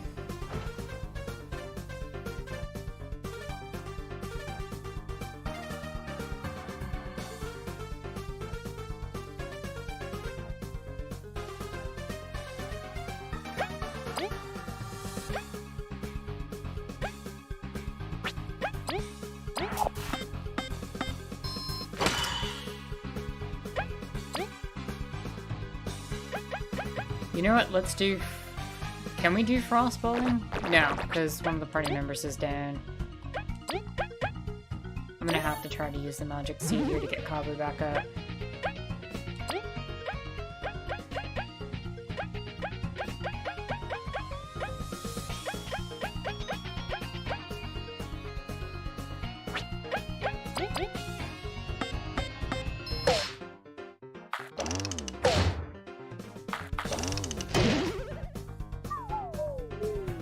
Right back down.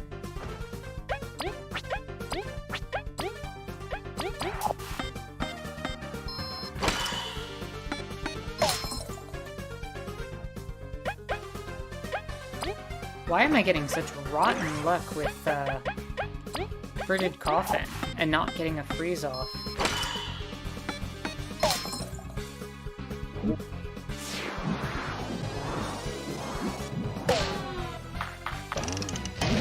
Oh, we are about to get party wiped.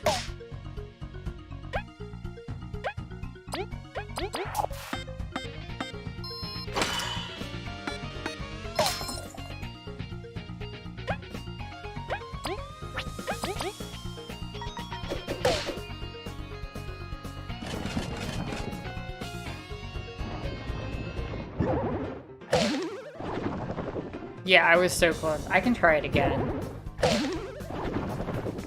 It's just frustrating because we keep ending up with situations where the boss gets 2 attacks near the end of a fight.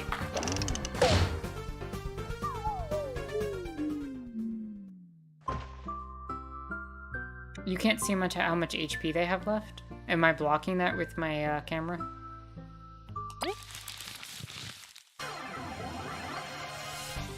I guess the camera is blocking that. We could move that, right?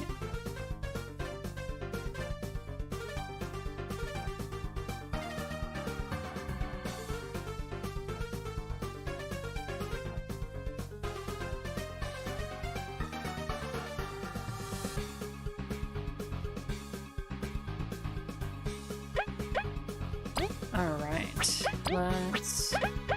let's try this again. Because I also messed up a bunch of attacks last time. Like that.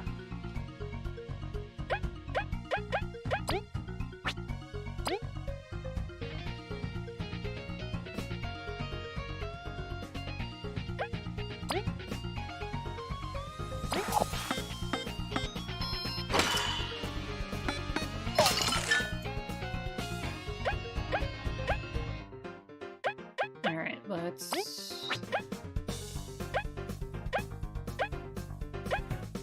just do nothing on this turn. We'll lead back in with Kabu.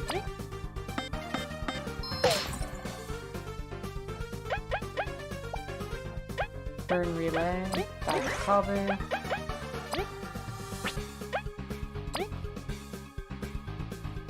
We'll attack.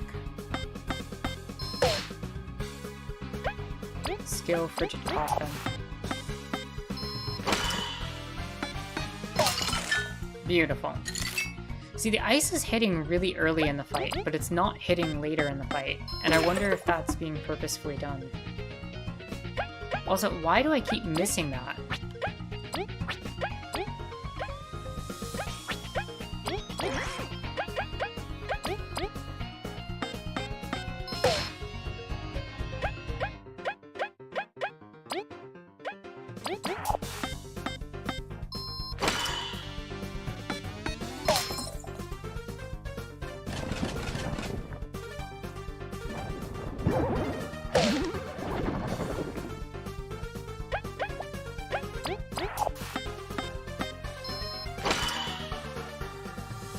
I do push the buttons at the same rate every time. I'm just not sure why some of them are not connecting.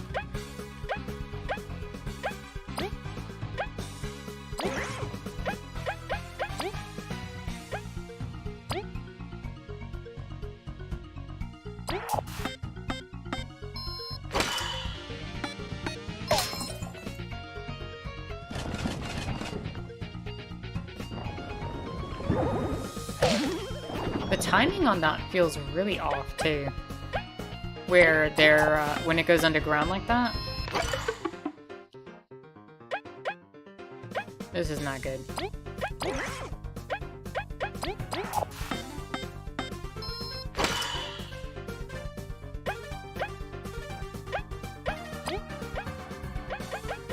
Let's use Sweet Shroom on you.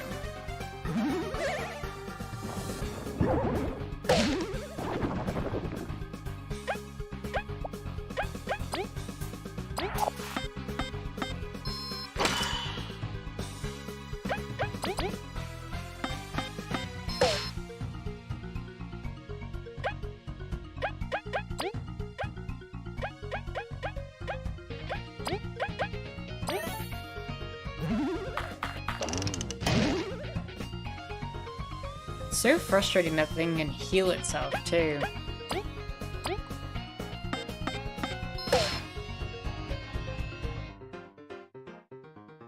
Why don't the enemies ever miss? Yeah, they're not going to.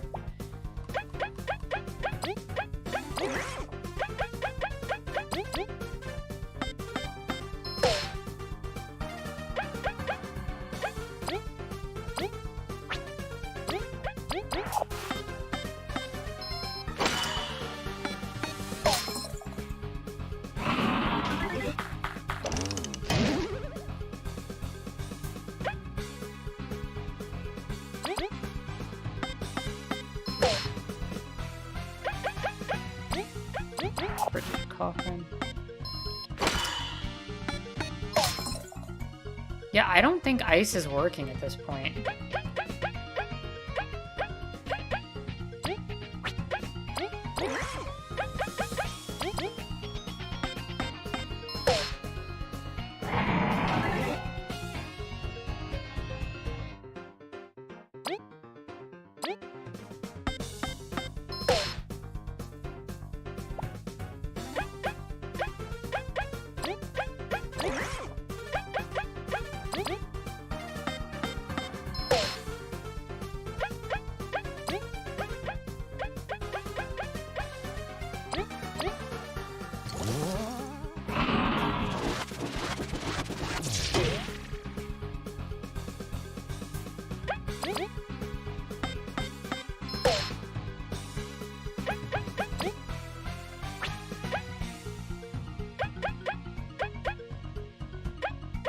Well, while I have the opportunity, I should get...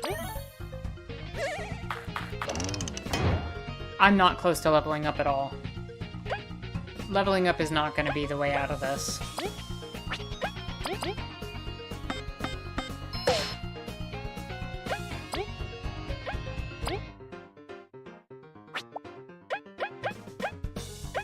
Let's turn our way back to Kabu.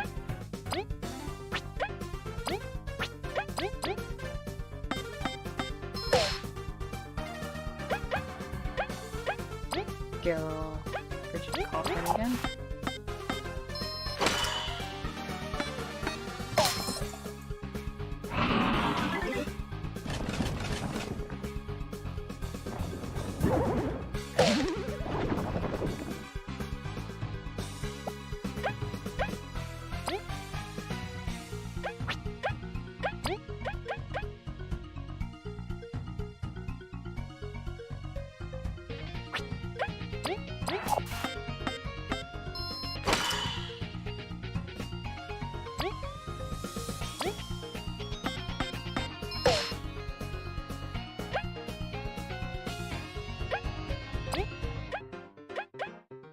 I think this might be a good time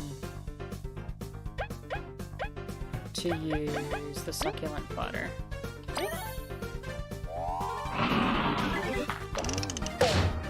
Okay.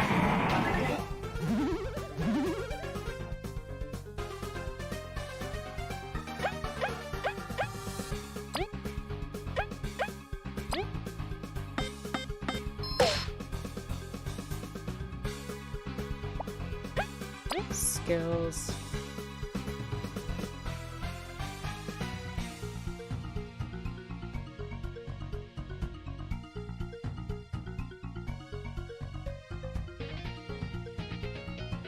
What is the 35 at the top of the screen? That's how many teamwork points I have. That's my magic, as it were. Special moves. Actual leftist, can you speak on the importance of identifying oppression, or have I missed that part already? I think we pretty much ended that conversation. You're welcome to go back and listen to it if you'd like.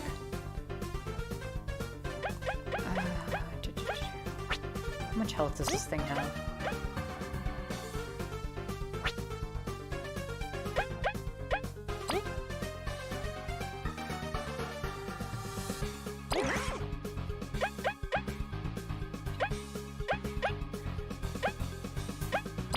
You attack, and you're going to bubble shield.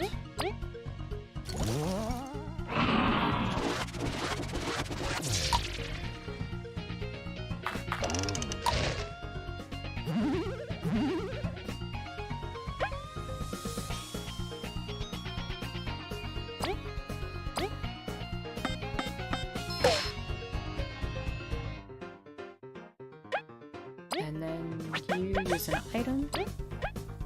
Use the hot drink on Kabu.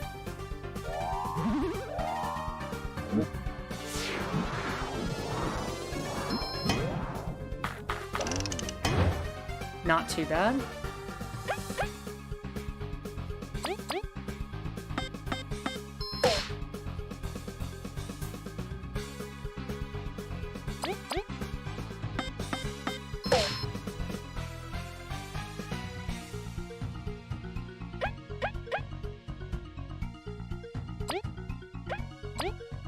gonna use Frigid Coffin. And you're gonna heal yourself with a bait jam.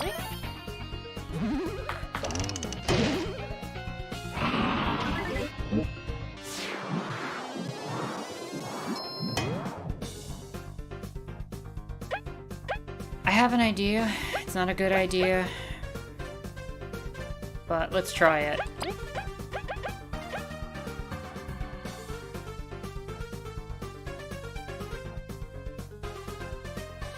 It's about around the 2-hour mark for the part ill, but around an hour and a half is when we kind of had a prelude conversation that was kind of similar. Also, ill, if you're ready, I'm going to use that move again. Hoping I can do enough damage here.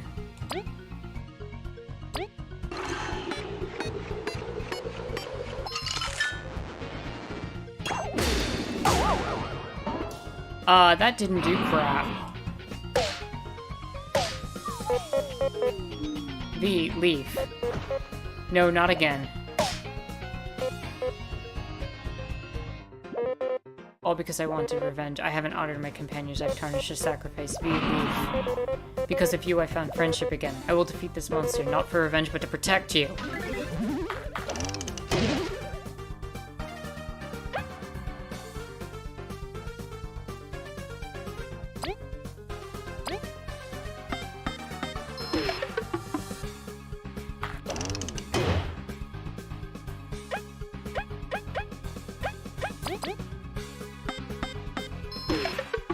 Why does that keep happening?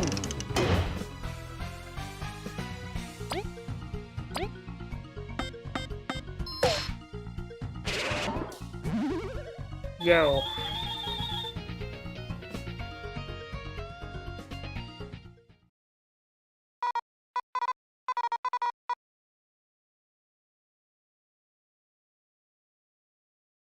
That was intense.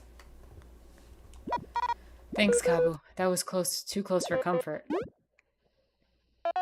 You actually did it. I was extremely worried. Kabu, what is wrong with you? You endangered your team in the mission. I had been stronger back. If I had been stronger back then, I hadn't ran. I could have saved them, my friends. V-Leaf, I'm sorry. I was blinded by this pain. Because of me, You better be sorry. I'm too young to get eaten. But I think I would have done the same if someone, hurt you guys. Same. Even so, Kabu. We cannot turn back time, even though they're gone. We're sure they're proud of how much you've grown. You saved us after all. My teacher would be scolding me like you are, Maki, for being such a fool. I'll take that apology. Thank you, everyone. I don't deserve this kindness. Shut up, you're the kindest bug around. To a fault, we must say. Everyone. That being said, we're at the Wasp Kingdom's door. Because of my injury, I won't be able to accompany you inside, but I shall move on ahead to set up a camp where we may rest up. I shall watch the exit route to make sure you can return. We can do this mission together. Let's go and fulfill our duty. Alright. Let's go to that camp and, rest up a little bit.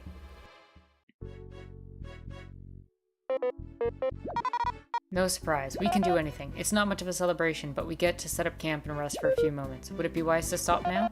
Of course, we've all taken quite a beating. My leg most of all. If you're going to infiltrate their kingdom, you'd best be at top shape. Give me a moment. Not bad. We should eat something. I brought some secret honey. You got through that treacherous place while keeping a stash? Incredible. You'd better share, V. We're starving. Eat your own stuff. Just kidding. It's fine this once. We beat that super huge monster. Everyone? Kabu, are you hurt? No, I'm just so happy that our journey didn't end today, and we can share moments like these. You're such a softie. Of course we'll get through everything if we're together. Team Snakemouth's the best for a reason. Seems it was my loss for not putting you on my team, eh? Maybe I would have made such an incredible bond too. You're our friend too, kinda. Thanks for passing us and all. I'm sorry for delaying us with my sentimentality. Let's feast and get ready for our mission. Now for the briefing. The path ahead is one of structural weakness into the walls I spoke of. Because this area is covered by heavy foliage, it seems the wasps haven't noticed this crack yet. Well, good for us. Let's go in then. Don't be hasty. You mustn't let the wasps catch you. If you're captured, that's it. It's over. Can't be any tougher than the bandit hideout. Do not underestimate the wasps, V. Indeed, we must be utmostly cautious. Yeah, V. You better not do anything underestimating. I get it. Drop it already. Either way, I shall remain here securing the exit route. If you get hurt, do retreat and come to me for treatment. You cannot afford to be reckless. Team, we're starting the operation. Yes, I would like to save the game. Oh, man. What's down this way? There's gotta be a secret here.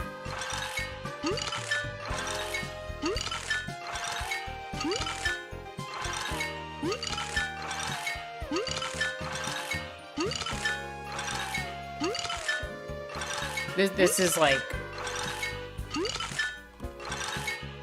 Where did we end up?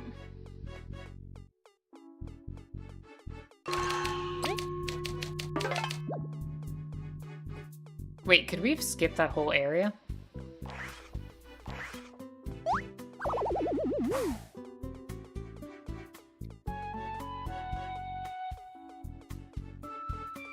Is it me or is there a green tent? I'm not seeing a green tent on my end.